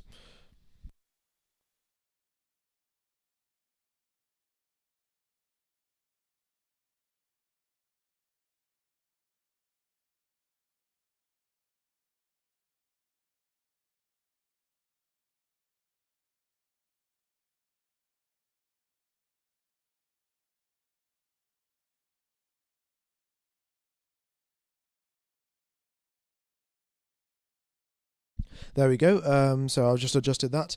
Fantastic. Right. So the circuit is drying up. As you can see, everyone's lap times are green. Everyone's lap times are green. What does that indicate to us? Circuit's drying up. Sooner or later, we're switching on to the intermediate onto the slick tires. Another fastest lap of the race there from Oscar Piastri. Look at that gap. It is down to 1.3 seconds. Looking brilliant. Absolutely brilliant. Let's update this fastest lap counter. He's chasing down his teammate, and we have got a battle on our hands. It may not be the battle that we hoped for of Red Bull versus Ferrari versus McLaren versus everyone else, but I can guarantee you that it is going to be a whole lot of action. All right. Halfway through the race here, lap number 27 of 57. We have got not too many laps left to go. It's not Max's radio saying no radio. It's just the system. You know, they have the ability to send fake radio messages out, and that's what they've said. Sorry, no driver transcription. So we're working on that. Max Verstappen didn't actually say that, but it's just on the team radio. Who's going to pit first? I think the driver the driver either who asks to pit first or the driver who's in the lead. If this team decides, oh, this is we have to pit on lap number 30 and that is it, then Lando Norris will get priority because he's the driver ahead. So, yeah. All right, let's see what is going on with Lewis Hamilton. Still stuck behind Alex Albon. I mean, there's going to be a couple of memes once the race finishes of Hamilton just staring at the back of Alex Albon's rear wing for the entire race because... I don't know what's going on there, but Hamilton is having a tough one and not able to get past Alex Albon in the Williams. Haas is about to be lapped. Oh my goodness me! But more importantly, look at that gap between Piastri and Norris: 1.043 seconds, 43 more milliseconds, folks. 43 more milliseconds, and then guess what happens? It's in fact 4 more milliseconds. Oscar Piastri is within DRS range, ladies and gentlemen. This is going to be fantastic. All right, Lando Norris is slowing down so much. Oh my god, Piastri's gained 0.2 of a second already. The DRS and the slipstream is going to be helping him out so much. Kimi Antonelli has got DRS on Fernando Alonso. Alonso unable to overtake Gasly, in fact, ended up dropping off the back of him, but still 10th place there for Fernando Alonso. All right, here comes Oscar Piastri, another fastest lap of the race. This time, he's got DRS as he comes down the main straight. There's a bit of traffic coming up, which could spell trouble for Lando Norris as well. That's going to slow down his, that's just going to reduce grip levels for Lando Norris, helping Piastri catch up more and more. Here we go then. Ladies and gentlemen, who do you think is it going to be? Is it going to be...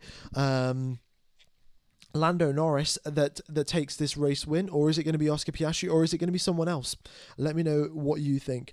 But the McLarens are squabbling away, and Behrman gets out of the way nicely, and so does Ocon. Both of the drivers get out of the way. They're not too bothered about. They're not too bothered about this battle. Sorry, Behrman gets out of the way. Ocon a little bit further up ahead of the road. Hamilton, purple in the middle sector, trying to get this overtake done on Albon finally, but still stuck behind him. Purple first sector there for Lando Norris. Purple middle sector there for Piastri. And let's see what this final sector is going to be. Who's going to get that fastest lap? All right. Apologies here, folks, for the data just glitching around and speeding up and slowing down. It's just being a bit temperamental, really. But let's wait and see. As they head towards the start-finish straight, still no significant progress made for Piastri. Norris is, very carefully looking in his mirrors, trying to keep everything under control. But I don't know how much longer that's going to last. Piastri is getting closer and closer. The gap is 0.6 of a second, and yeah, I mean, the race, the lag is insane because I don't think F1 are expecting this many people to be using the data, because they released F1 TV Premium, which is all of the footage plus all of the data at the same time. So I guess they just weren't expecting this many people to be using F1 TV Premium, especially with the free promotion that's running now. So ladies and gentlemen, if you are interested for the final half of this race and for the Chinese Grand Prix, if you sign up to F1 TV, the link's in the description, the pinned chat comment. You can watch Formula One for free. You've got to buy the full yearly membership, but then you can cancel it after the Chinese Grand Prix, and you will not be charged. So yeah, if you guys are interested in that, then go ahead and check that out. But look at this, the gap is 0.4 of a second. They head towards turn number 13, and Piastri is Piastri is gaining and gaining. Right, I'm not gonna refresh the data. I'm just gonna adjust the timing, and hopefully it doesn't glitch out. I don't know. Let me know what you guys think. Should I refresh the data and potentially risk it disappearing for a second, or maybe a couple of minutes, or should I just let it continue lagging on?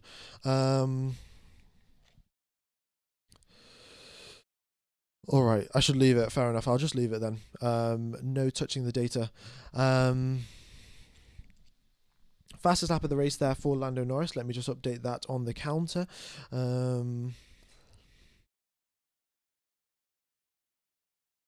Okay.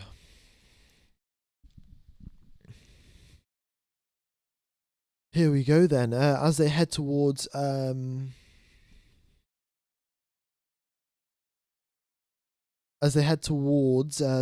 number 13 on my screen. I mean, it's really out of sync now. They are way further behind on my screen as compared to where they are on the track, but I'll try and keep it in sync.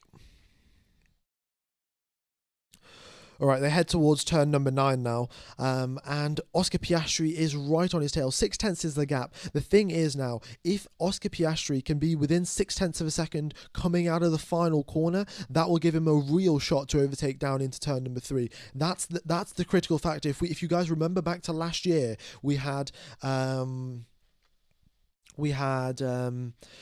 if the drivers were within 0.6 of a second at the final corner, then they would end up making an overtake into turn number 3, or at least having a chance.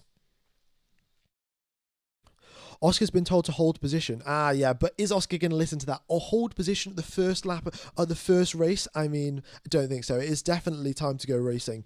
And the rule, and they were told, in fact, before the race started, they had instructions, like, oh, you're allowed to race freely, don't worry about it, etc., etc. So I don't see why Zach Brown would now come over the radio and say, you're not allowed to race. But look at this. Lap times down into the 1:27s. Another fastest lap here for Lando Norris. Oh, I don't know why I put Lando Norris down to 1.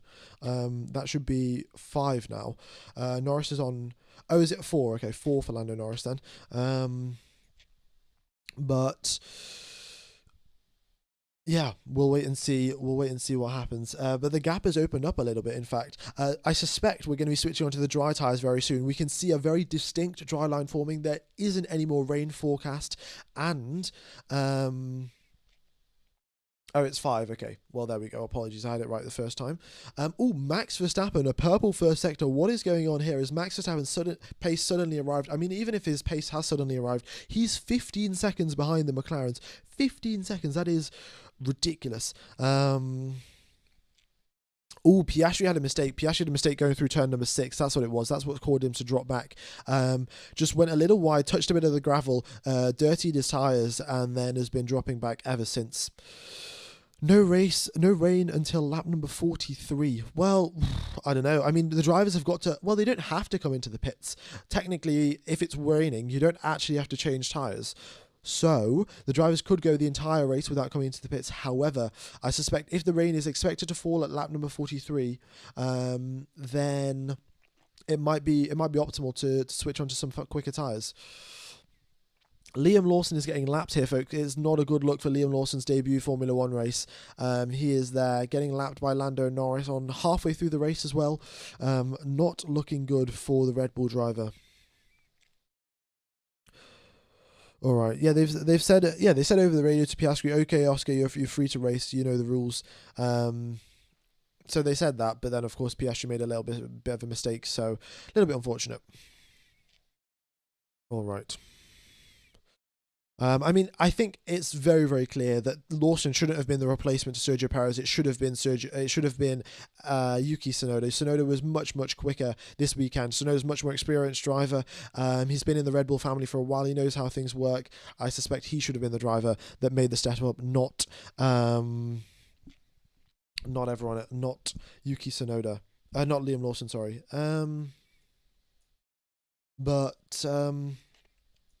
Yeah, what was I going to say? Be sure to hit the like button, folks. Hopefully we can make our way towards 6,000 likes by the end of this race. That would be fantastic.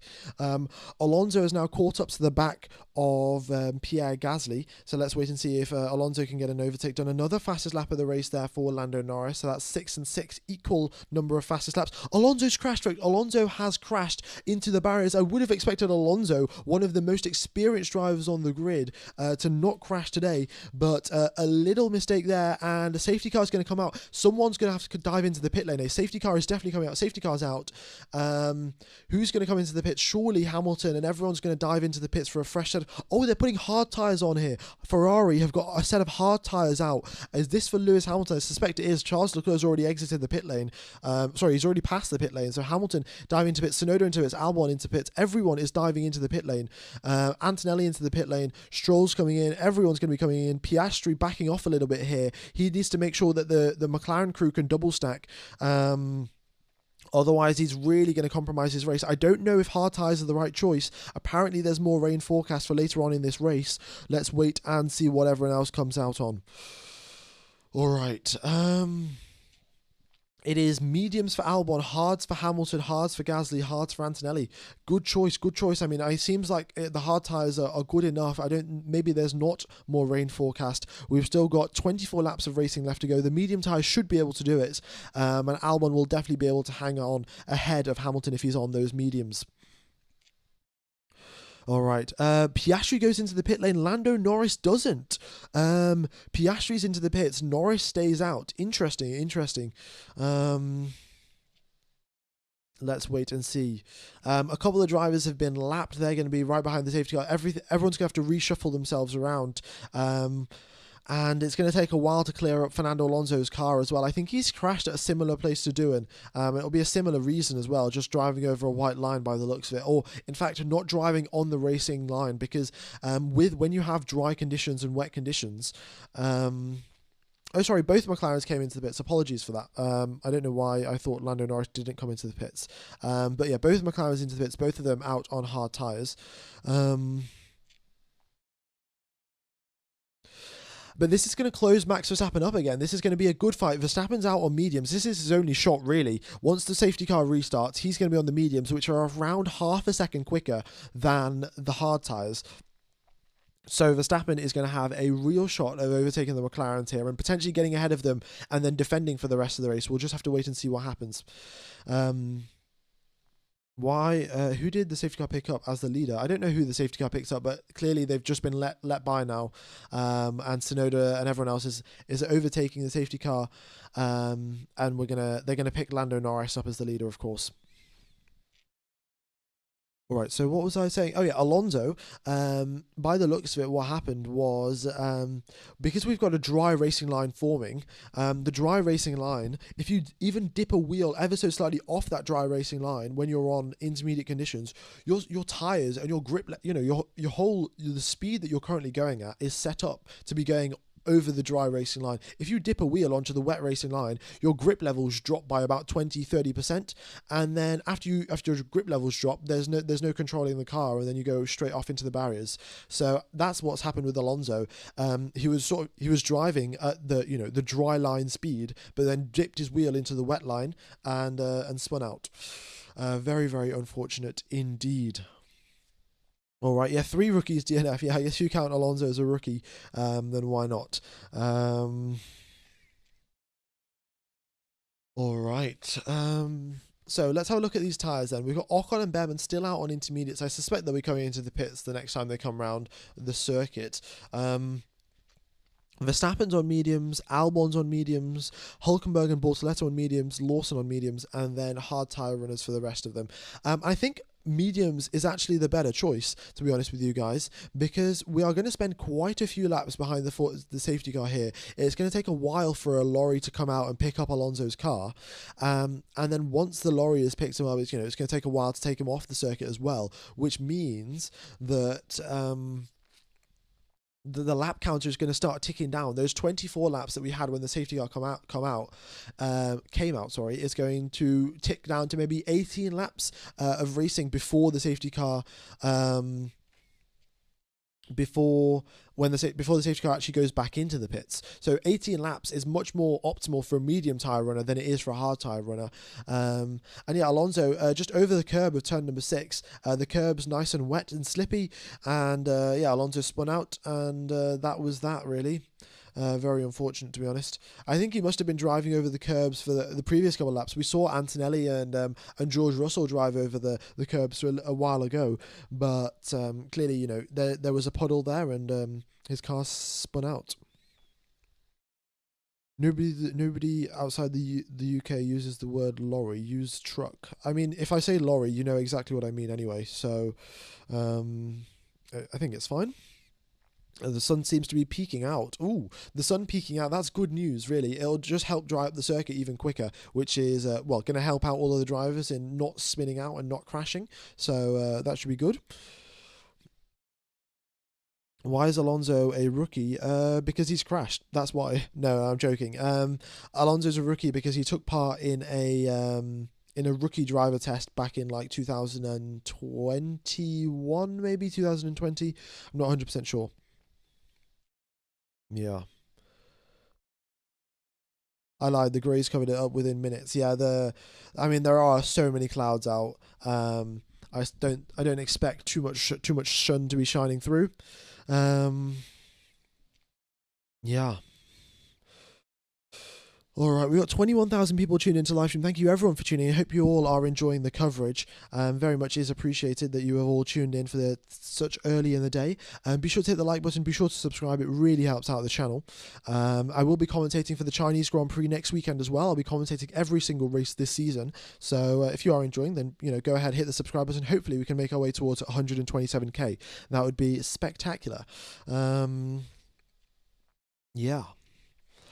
All right. The safety car has now picked basically everyone up. The drivers who were lapped are going to be unlapped, I suspect, at some point. But the recovery vehicle is still on the track, and they're still yet to pick up Alonso's car. The safety car is going to stay out for a little while longer. Here it is. It's finally arrived, and soon enough it'll be on its way as well. It's just got to pick up Alonso's car and clean up the debris as well. There's quite a bit of carbon fibre spewed everywhere. Yeah.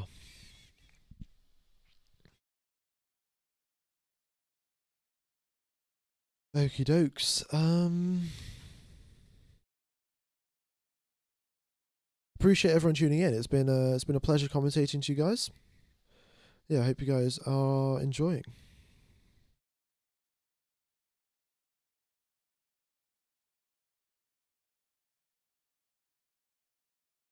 All right.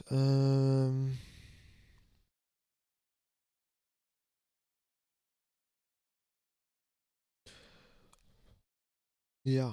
All right.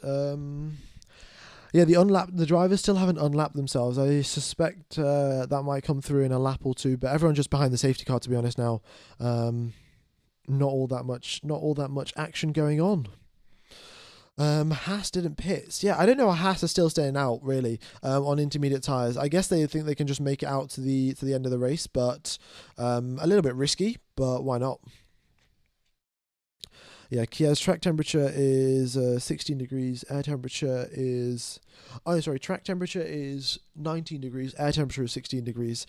Um, and yeah, let me know what you guys think is going to happen. Rain is coming soon in the next 10-15 minutes. Well, see, this is why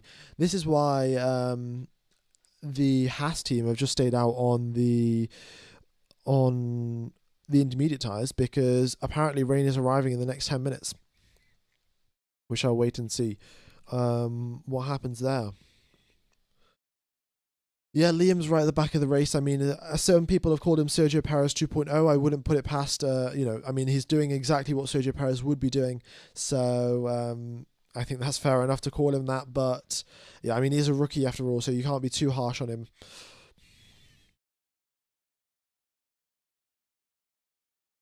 Right. Yeah, the recovery vehicle's still on the track.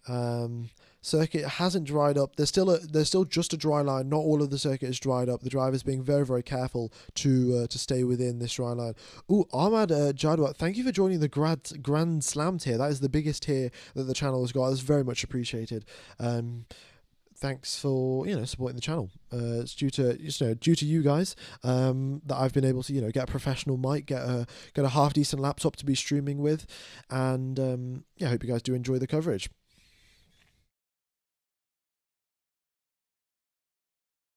All right. Yeah, just lapping away, really. We are currently 20 laps remaining. I predicted we're going to have 18 laps before the safety car comes in, 18 laps left at the end of this race when the safety car comes in. So let's wait and see.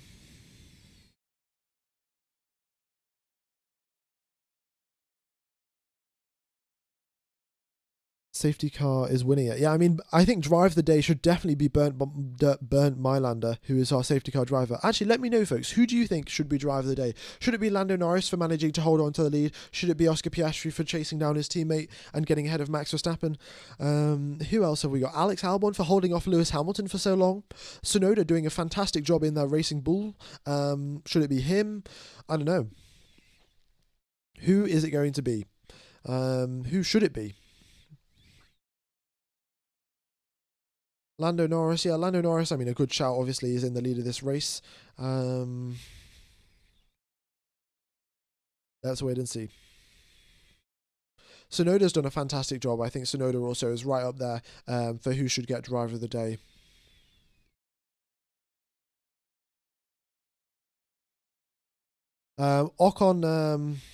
Ocon's come over this radio saying we know why we're doing this, but I think if it doesn't rain in a couple of laps, everyone will be quicker than us with the slick tires.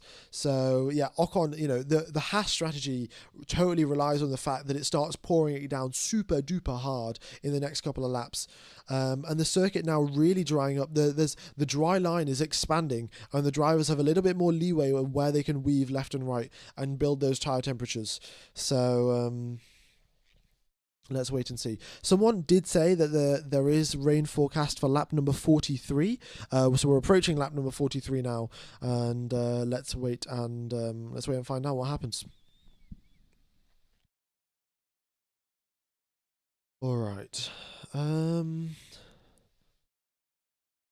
Yeah, still, for whatever reason, they haven't unlapped themselves behind the safety car. I don't know why the FIA haven't done that yet and just said you can unlap yourselves, because, Bortoleto, Ocon, Behrman, and Lawson, they've all been lapped. They should be allowed to go around and join the back of the queue. Yeah, I don't know. We'll just have to wait and see. Yeah. Rain in approximately 20 minutes. I mean, 20 minutes is too late. We've got 19 laps left of this race, and if the lap times are 1 minute 30, that's going to be only in the last 2, 3, 4 laps, and the drivers will just stick it out on the slick tyres. All right, track has been declared clear, folks. Track has been declared clear. Where Alonso's car was previously deposited, the lorry has picked his car up, taken it off onto the side of the track, and Alonso's car is no longer there. The carbon fiber debris has all been cleared up as well. So safety car should be coming in either this lap or the next lap. Yeah. Let's wait and see. Also, we're gonna. Are they unlapping the cars? Are they unlapping? Yeah, the lapped cars are allowed to unlap themselves. There we go. Okay, so they're going to be allowed to unlap themselves, and then we're going to get a straight fight between Lando Norris, Oscar Piastri, Max Verstappen. And look at this. Verstappen's on the medium tyres. They are half a second quicker, folks. Half a second quicker. This could be a great battle. We know the Red Bull may not have the pure pace. At least they didn't have the pure pace in the wet conditions. Maybe in the dry conditions, Max Verstappen will be able to compete. Maybe with a tyre advantage, I think he'll for sure be able to compete. And we could see a three-way battle to the end of this race. The soft tyres are available. However, the soft tyres last year wore out within 7 laps. Any driver that started the race within on the soft tyres ended up hitting within 7 laps because they wore out so quickly. So the teams just aren't taking that risk, and then they're going out on the mediums. I think the mediums is fair enough as well, because with 18 laps left to go, the softs really can't do 18 laps of the racing. And considering the drivers have done 6 or 5, 6, 7 laps behind the safety car, it's fair enough that they are on the medium tyres. All right, here we go then. Lap number 40 of 57, 17 laps, 18 laps remain. The lapped cars have been allowed to overtake the safety car. The safety car still, though, is not in this lap. It's still driving around, so maybe one more lap. We have to wait for them to catch up. Not fully catch up, but I think we do have to wait for them to catch up a little bit before they're allowed to go. And the Haas is coming to the pits, folks. The Haas drivers realise that the rain is not arriving, and they are coming out. Are they going to come out on softs? Surely the Haas team will come out on softs. They've got nothing to lose. Oh, no, medium tyres it is for Esteban Ocon. Fair enough. I guess you don't want to risk tyres exploding. But yeah, Esteban Ocon into the pits and Oliver Bearman as well. Will he make it out before in front of the safety car? He doesn't. Does that mean Bearman is going to be oh no, Bearman is in between Piastri and Verstappen. I don't know if he's technically allowed to overtake the safety car. Safety car is in this lap as well, ladies and gentlemen. Safety car is in this lap. But Bearman is currently in between Piastri and Verstappen, which is not going to allow them to battle. I mean, Bearman, what are you doing here? I know that you're British and everything, and you want to help out. You want to help out your fellow Brit Lando Norris, but I would have loved a battle between Verstappen and Piastri. So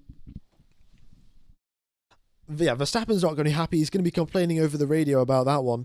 But safety car is in this lap, and Bearman is right in the middle of the queue. There is the 2 McLarens, there's Oliver Bearman, and then there's Max Verstappen.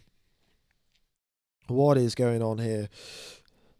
All right. But that just means it's going to be a straight fight between Oscar Piastri and Lando Norris. The circuit's drying up. The track is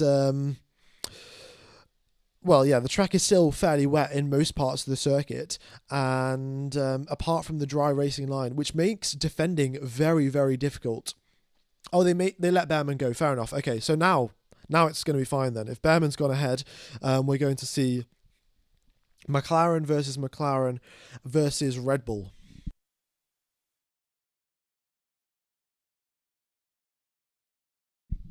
Lonely Satellite, thank you for the $5 donation. Very much enjoying your thoughtful stream. Keep up the excellent work. Appreciate it, buddy. Appreciate it. Very much is appreciated. Thank you for tuning in. Thank you for subscribing as well. Liam Lawson, Purple First Sector. He's under investigation for an unsafe release. But none of that matters now. Safety car is in. Green flag is out. Lando Norris is leading the way. And here we go, ladies and gentlemen. We are underway for some racing in 2025. Dry tyres, slick tyres, it's hard tyres for the McLarens, medium tyres for Max Verstappen. Who is going to win this race? Here comes Lando Norris, and Max Verstappen is already on Piastri's tail. DRS has not been enabled. DRS will be enabled on the following lap after the safety car has been come into the pits. Oh my god, they've just said over the radio to Leclerc, in 3 laps, Class 3 rain expected, lasting 2 laps. Class 3 is a lot. That's what they're seeing on the radar. So apparently Class 3 is like a high intensity of rain. That's like Lawson set a fastest lap. I mean, I wasn't expecting to have to increase Lawson's lap counter, but sure, why not?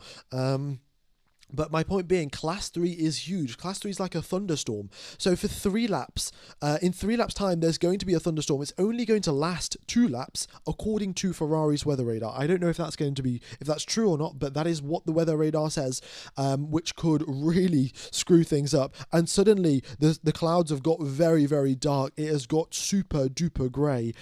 Very similar to Brazil 2022, when there was so much, when the circuit just got dark within a matter of minutes, and basically it was declared too dark to go qualifying. That could happen again. It's getting extremely dark. Oh my goodness me, this one's going to be exciting. And look at that gap up at the front. The gaps have already extended past 1 second, and Norris 1.6 seconds ahead of his teammates. Verstappen 1.1 seconds behind Piastri, unable to keep up. What is going on here? Total domination from the McLarens. It's 1-2. DRS has been enabled. Let's wait and see. Lando Norris, fastest lap of the race. Let me go ahead and increase that as well. All right. We are on 5,200 likes there, 5,176 likes. Be sure to hit the like button, folks. It seems like we'll have the next lap of rain. So it's apparently going to rain on the next lap. It's getting pretty dark, pretty misty. Let's wait and see. I mean, we could have if there's a thunderstorm that starts in the next 2 minutes, then absolutely anything can happen. You know, the top 3 drivers can just go straight off into the gravel. Chies is our person at the circuit. Chies is watching the race at turn number 13 and has just said in the chat, proper wet. Here we go, ladies and gentlemen. The rain has begun. The thunderstorm has started. The heavens have opened, and now it's left to the drivers. 15 laps remain. Do they pit for the intermediate tyres? Do they stick it out on the slicks? What's going to happen? Only time will tell.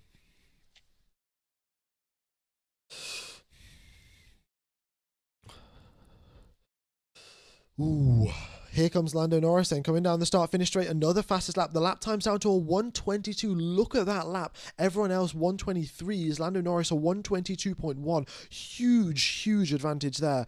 Of course, he's got a clear circuit. He doesn't have to worry about being anyone else's wake. Another fastest lap there for Lando Norris. 8 fastest laps. Brilliant job. Tsunoda quickest in the middle sector. Interesting. Very nice. All right. Let's wait and see. Do you think Max can still win? I mean, unless... Max has in fact got within DRS range of Piastri here. Piastri seems to be dropping off a little bit. DRS is still in action. Someone's been given a 5-second time penalty. Who is that? Gabriel Bortoletto. 5-second time penalty for him for an unsafe release. DRS is still enabled, though. And Max Verstappen's going to have DRS as he heads towards turn number 11 now. Max Verstappen, will he be able to get a move done down the inside? A little bit too far back on this occasion. Leclerc is getting extremely racy against Tsunoda here. He is a quarter of a second back. Oh, there's one of the McLarens has gone off. One of the McLarens, Piastri. Oh my goodness me. He's gone off onto the grass at his home Grand Prix. This is, oh my god, you've got a feel for the guy. He dipped a wheel onto the wet racing line, and this is what happens under pressure from Max Verstappen. Wait, Norris has dived into the pits. Norris is into the pits. Verstappen is leading this race. Oh my goodness me, it's all kicking off. I think Piastri must have got the radio message saying that he's coming into the pits, got distracted, and then straight into the grass he went. Yellow flag is deployed. Piastri should be able to make it back onto the circuit, and there's a battle between Lawson and Lando Norris. Lawson Lawson gets out just ahead of Norris here. Lawson will now be being told over the radio, hold up Lando Norris as much as humanly possible. Do not let him overtake, because Max Verstappen might want to win this race. Piastri is currently in reverse. He's crawling off the grass. He is so slow. He doesn't want to dig a ditch for himself in the grass, really. It's all slippery. It's all wet. If he has too much wheel spin, he's just going to dig himself a ditch, and that'll be the end of his race. But he's reversing off the track slowly but surely. And Lando Norris is stuck behind Lawson. And Max Verstappen is in the lead of this race. Piastri's back onto the circuit, but he's going to be a lap down. Yeah, he's a lap down at this rate. Look at this. Piastri's onto the track. Max Verstappen is right behind him. Piastri comes into the pit lane. He's getting his tyres changed. But what tyres? Everyone is half the grid is pit for intermediates. The other half is staying out as of now. Verstappen doesn't even come in on this lap. Verstappen continues onwards. I guess he's just not expecting the rain to fall, or just going to be able to stick it out on medium tyres. He has faith. You know, if we know anything about Max Verstappen and, you know, his junior career, he is driven around on slick tyres in wet conditions. That was part of his training. You know, Jos Verstappen, when he begun Project Verstappen, you know, when Verstappen was born, part of the training was driving around on slick tyres in the freezing cold in wet conditions. Verstappen has got experience doing this, but will he be able to hold out for another 12 laps of racing? Let's have a look at these lap times here. Lando Norris, a 1:36.4. That is 4 seconds slower than Max Verstappen's previous lap, a 1:32.8. So let's wait and see. Let's wait and see how he copes. But Verstappen, if the rain starts getting any more intense, the lap times are going to start dropping off a cliff for the slick tyre runners, and the intermediate tyres are going to start picking up the pace ASAP. So this is going to be one tight battle. Charles Leclerc, purple in the middle sector, and he's on the slicks. I don't know why they've pitted onto the intermediate tyres. The rain doesn't seem that intense. Actually, apologies, a correction. The rain has got super duper intense, and Max Verstappen is going to be coming into the pit lane most likely. Somehow Leclerc pulled off a purple middle sector. He gets ahead of Yuki Tsunoda. Great move. It is so slippery. They say stay out to Max Verstappen, but it is so wet. No way Max Verstappen stays out. Oh no, they said box. Okay, Verstappen comes into the pits. Now the question is, who's going to come out in the lead of this race? Will it be Lando Norris? Will it be Max Verstappen? Here comes Max Verstappen into the pits. What is it going to be, ladies and gentlemen? Who do you think it is? Norris is behind a bit of traffic here, to be honest, and he's not been able to unleash his full pace. Verstappen with a huge snap of oversteer as he exits his pit box, and Norris is miles ahead by the looks of it, miles ahead of Verstappen, so no need to worry there. Pitting onto the intermediate tyres was definitely the right choice. The Ferrari drivers are staying out on the slicks. Bortoletto's crashed. Bortoletto on the right at the back of the pack there, turn number 14, he's crashed. The Ferraris are staying out. I mean, this is a Ferrari strategy if I've seen one, ladies and gentlemen. The circuit is totally wet. Hamilton and Leclerc both out on slicks. And they are 5 seconds a lap slower than the intermediate tyre runners. 5 seconds a lap slower. DRS has been disabled. Liam Lawson's crashed the car. Lawson's crashed. Safety car deployed again. Bortoletto and Lawson have both crashed the car. 11 laps left of this race. What is going on? Oh my God. Bortoletto's crashed. Another rookie. Lawson's crashed. Another rookie. Has any rookie made it to the end of this race? Kimi Antonelli. Kimi Antonelli is still going. Oh my goodness me. What a race. It's been 26,000 people tuning into the live stream. Thank you everyone for tuning in. By the way, I will be commentating for the Chinese Grand Prix, so be sure to tune into that next week. That race is going to be brilliant as well. We're going to get some really good racing action. It's a sprint race, so non-stop action is guaranteed. Oh my goodness. Wow. Piastri just touched just not enough grip. I mean, Norris was driving around with not enough grip either, but Piastri just got it all messed up, and then onto the grass he went. Just trying to carry too much speed, to be honest, when he had his first spin. But Piastri, look at that, down in 14th position at his home race. Not a place where he wants to be. And the Ferrari drivers, surely they're going to come into the pits, or or Ferrari are now hoping, this could be the biggest brain strategy from Ferrari here. If the safety car doesn't come in, then what's going to happen? Oh, one of the Ferraris spun, I think. Hamilton's into pits, both the Ferrari into pits. There's a chance that for the next 10 laps, the safety car just doesn't come in and the drivers could have just stuck it out on the slick tyres. That could have been an option for them. But we don't know. You never would have known, would the safety car have come in or not. But the thing is, now they're coming out in dead last, so they might as well have risked it. I mean, dead last is very close to the points. I mean, look at this. There's only 14 drivers still in this race, 5 DNFs. Sorry, not 5 DNFs, 6 DNFs. Yeah, they could have just stayed out behind the safety car, and there's a chance because they've got to clear up Bortoletto and they've got to clear up Lawson's crash. So surely that takes 10 laps or so. And then if they clear it, and then they could have won the race behind they could have got a podium behind the safety car. That would have been wild. But if the safety car does come in, ladies and gentlemen, look at this. It's Lando Norris versus Max Verstappen yet again. This time without Piastri in between them. So let's wait and see what happens. Will Lando Norris win this race? If he gets driver of the day, honestly, he definitely deserves it. With the amount of changing conditions and interesting things that have been going on in today's race, I suspect he fully deserves this driver of the day if he wins this race. All right. What else have we got going on? Yeah, wow. Brilliant. I mean, actually, safety car driver of the day. There should be an option, really, to vote for safety car driver as driver of the day. Gabriel Bortoletto, we've got a replay of his crash. He literally just ever so slightly touched the curb on the exit of turn number 12, spun out, and that was the end of his race. Into the barrier as he went. It seemed like the tyre sort of came off the rim before he even hit the barrier, which was strange. Okay, watching Liam Lawson, he's done a carbon copy of what Isaac Hadjar did. Exact carbon copy, both of the Red Bull Junior drivers, carbon copies. I don't know, was there contact maybe between Lawson and the Sauber behind him? But it looked like he's done just the exact same thing as what Hadjar did and crashed the car at turn number 1. Yeah. Only 9 laps remain, folks. Only 9 laps remain. There has been a 5-second time penalty for Bortoletto. Bortoletto served his 5-second time penalty.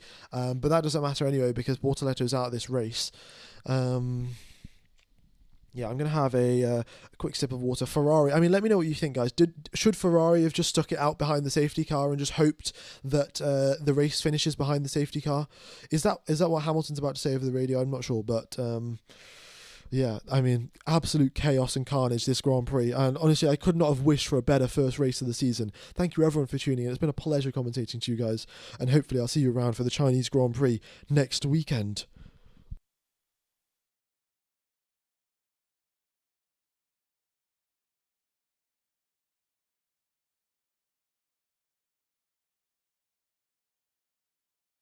Is it raining? Yes, it is. All right.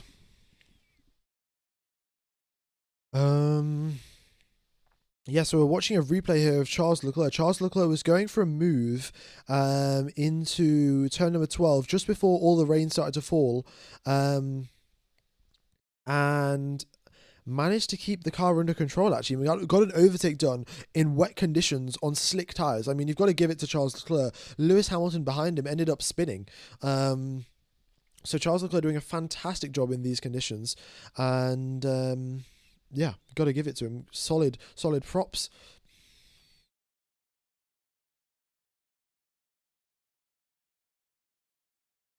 All right.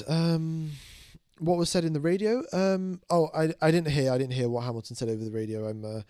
I'm listening to the F1 theme song, to be honest with you guys. When you've got such a hype race like this, you can't not listen to the F1 theme song. So I've currently just got the headphones on. I'm listening to the F1 theme song. Yeah. I mean, honestly, I should be playing Skyfall. I should be playing Skyfall because it's a perfect moment, really, for a Skyfall edit. instead of it being Max Verstappen, we're gonna have we'll have Lando Norris in it. But yeah. All right, let me increase the sub target. We've hit 120k sub, 127k subs. That is brilliant, ladies and gentlemen. Thank you everyone for tuning in. In fact, I'll put it to 127.5k. Why not 0.5? Let's see if we can hit that by the end of the race. 8 laps left of this race. We're still behind the safety car.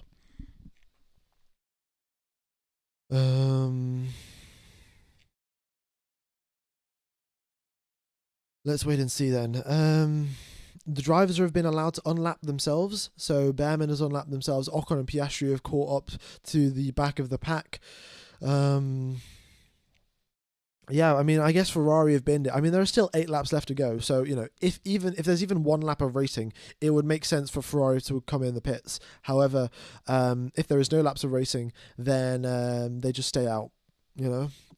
And Lance Stroll's ahead of both Ferraris. I mean, yeah, I mean, that's a Ferrari strategy. Not really much credit to Lance Stroll. I mean, Stroll has driven well. His teammate crashed out. A lot of people, anyone that finishes the race has driven well. Behrman as well. Behrman's a rookie. He's still going. Admittedly, he was lapped, but nonetheless, still going. Not a crash, not a spin. Nothing from Behrman, of course. You know, seemingly he was crashing in dry conditions and spinning out in dry conditions, but here in the wet conditions, it must be the British genes, really. You know, living in the UK with it raining constantly, he must have got pretty good of wet weather driving. All right.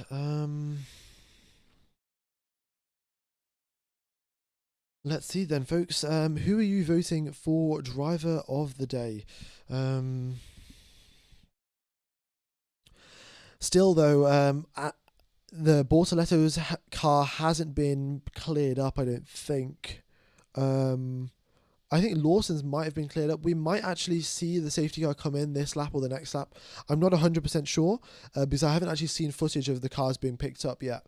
But I have got messages from race control saying the track is clear at sector 2 or track sector 2, which isn't the same as sector 2, but yeah, where Lawson crashed, that part is apparently clear, and sector 19, which is where Bortoletto crashed, is also clear apparently. So safety car should be in this lap. In fact, it is. We've just got the message from race control. Safety car is in this lap. We're not getting a safety car finish.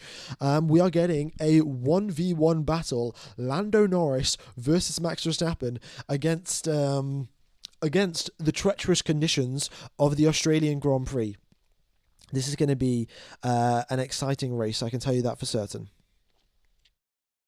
Let's wait and see. Will Russell be able to have a battle? Antonelli, by staying out of trouble, has ended up in 5th place. George Russell... Alex Albon could end up with the podium here, folks. Williams could end up on a podium. This could be spectacular for Williams. I mean, they have toiled away for so many years at the back of the pack. Finally, James Vowles came in, gave them some solid technical direction. They've made huge leaps and bounds over the winter break. They had such a bad season last year, so much repair work for all of the mechanics, all the technicians, and they might be able to reap their rewards if Alex Albon can pull off an overtake on his fellow former teammate all the way back in Formula 2. Actually, were they teammates in Formula 2? Well, his friend all the way from Formula 2, George Russell. If he can pull off an overtake, that would be brilliant. Let's wait and see, though. Safety car is in this lap. Lando Norris is backing up the pack. Ladies and gentlemen, boys and girls, let the final 7 laps of the Australian Grand Prix begin.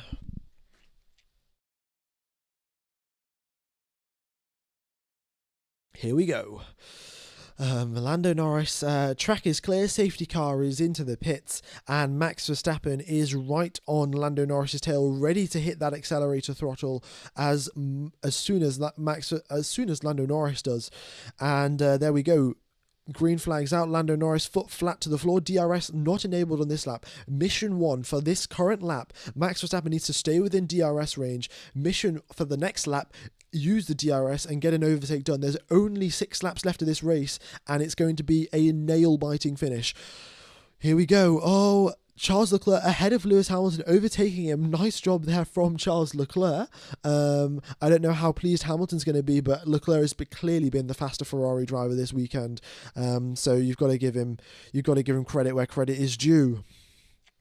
All right, here comes Alex Albon.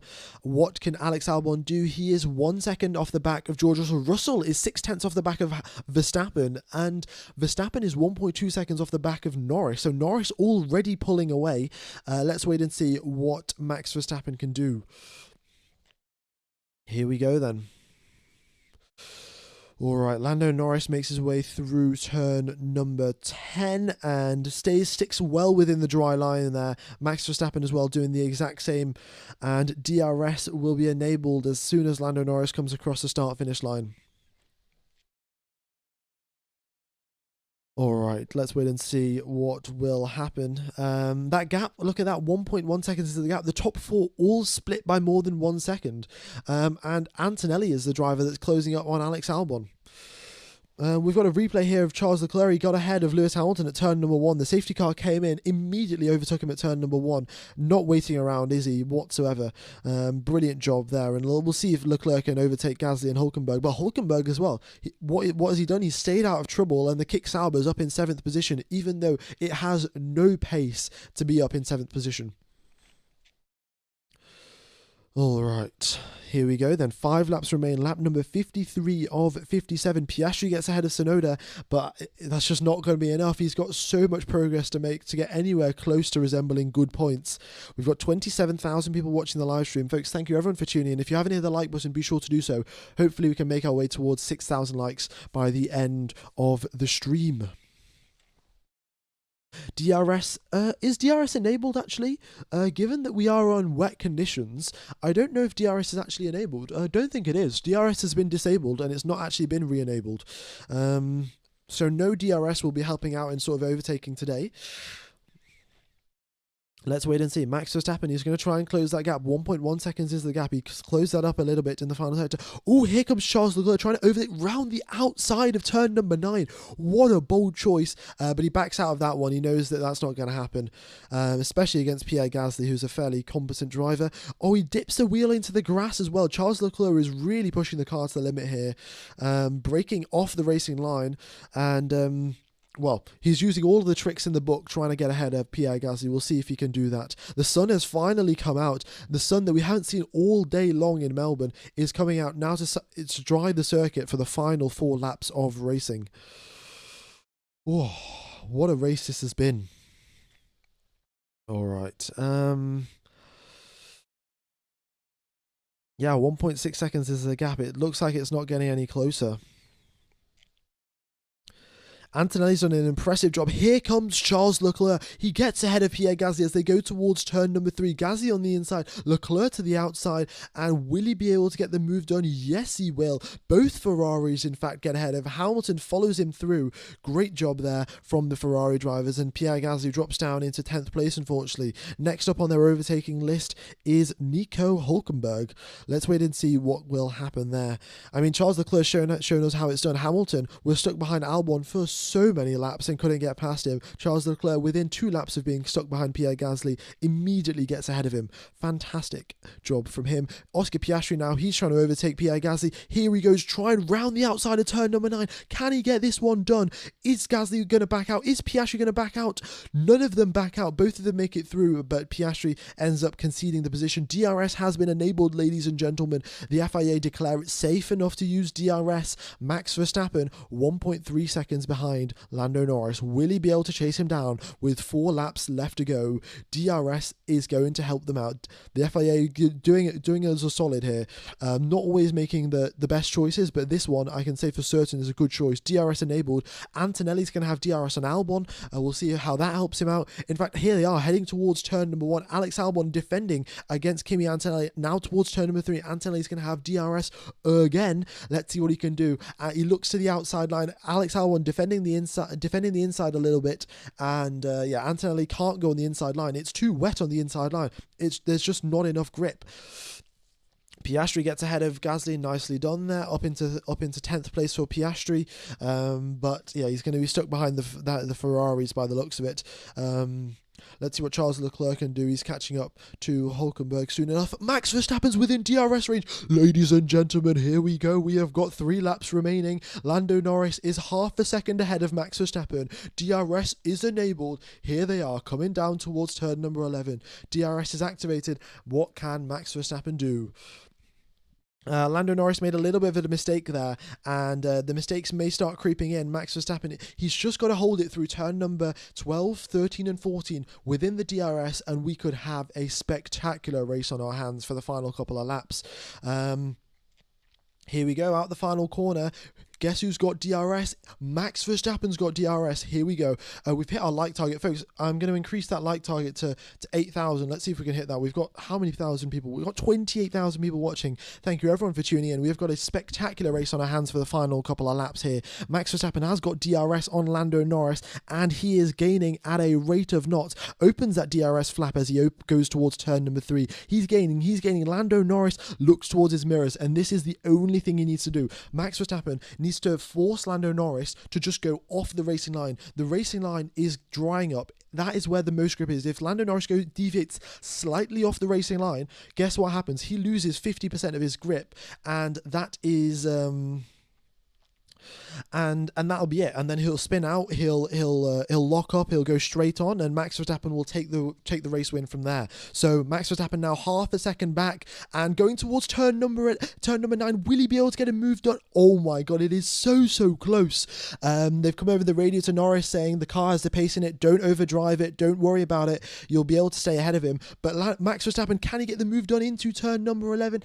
Ooh, just a little bit too far back, but he's looking in his mirrors. Norris is definitely looking in his mirrors. He might get a little spooked. Here we go. We have 2 laps left of this race. In fact, we're going to go on to the final lap of this race. If we get a last lap overtake, this would be absolutely sensational. Lap number 56 of 57, and here we are coming across the start-finish line for the final lap of the Australian Grand Prix. What a race this has been. DRS has been enabled. Max Verstappen is gaining, going towards turn number 1. He backs off. He gets a fantastic exit, and Lando Norris, he gets a bit of a slide as well, and here they are going towards turn number 3. Will Verstappen be able to send one to the inside? Oh, he's too far back. He is too far back to get an overtake done into turn number 3. The last overtaking opportunity on the circuit, ladies and gentlemen, is turn number 11. Let's wait and see what he can do. Further back down the pack, we have got Piastri closing up on the back of Hamilton. Maybe he'll be able to get an overtake done there. Leclerc's not going to be able to overtake Hulkenberg. He's a little bit too far back. Albon, in fact, lost a position to Antonelli, so it looks like Williams will not be able to score a podium, but a 3-4 for Mercedes would be a fantastic outcome.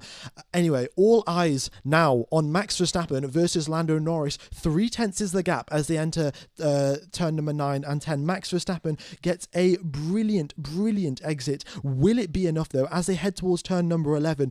Will he be able to fend off? Will he be able to send a move to the inside? No, you cannot. Lando Norris has got 3 corners left to go. Turn number 12. Can he deal with that one nicely? Yes, he can. Will he be able to deal with 13 nicely? Yes, he can. And I suspect he's done the exact same for turn number 14 as well. Lando Norris has dealt with every single thing the Australian Grand Prix is throwing at him today. He has driven absolutely fantastically. The McLarens are the fastest car on the grid. Lando Norris wins the first race of the season. Max Verstappen in second place, even after making a little bit of a mistake on his opening stint. We've got George Russell in third place, Kimi Antonelli in 5th after getting a 5-second time penalty for an unsafe release. Albon goes up into 4th after that penalty has been applied. Lance Stroll across the line for 6th place, Nico Hulkenberg across the line for 7th, 8th for Charles Leclerc, 9th for Piastri. He got an overtake done on Hamilton just right at the end there. Nicely done there from Piastri, and Lando Norris leads the way, and Hamilton in 10th place. That is the point scoring position. 60 DNFs today, folks. Wow, what a race this has been. So I've just got a couple of things to say. I've got to end the stream fairly quickly here. But if you guys do want to watch the next race for free, the Chinese Grand Prix, you can sign up. Today's the last day to sign up. You can, with the link in the description of the pinned chat comment, you can, if you sign up, get the full yearly membership and you cancel it, after the Chinese Grand Prix is finished, you don't have to pay a penny, and you can watch the whole Chinese Grand Prix in 4K if you get F1 TV Pro or Premium. yeah, this is, and so there's that. It's been a pleasure commentating to you guys. Thank you everyone for tuning in from all around the world. Have a wonderful morning, day, afternoon, evening, or night. And there's one thing I have to ask you guys to do before we end this stream. It's going to take you over to the Chinese Grand Prix stream for next weekend. If you guys could just hit the like button on the Chinese Grand Prix stream, that would hugely help out the channel. I did some data analysis over the off season. If you guys hit the like button before the stream starts, it's about 3 times more powerful for the YouTube algorithm than it is that if you hit the like button during the stream. So if you could hit the like button for the Chinese Grand Prix stream, that really boosts the channel. Thank you so much for tuning in. It's been a pleasure commentating to you guys, and I will see you guys in 1 week's time for the Chinese Grand Prix. It's going to be a brilliant one. Thank you very much, and I will see you in a week. And be sure to hit the like button for the Chinese Grand Prix stream. Thank you. Bye bye.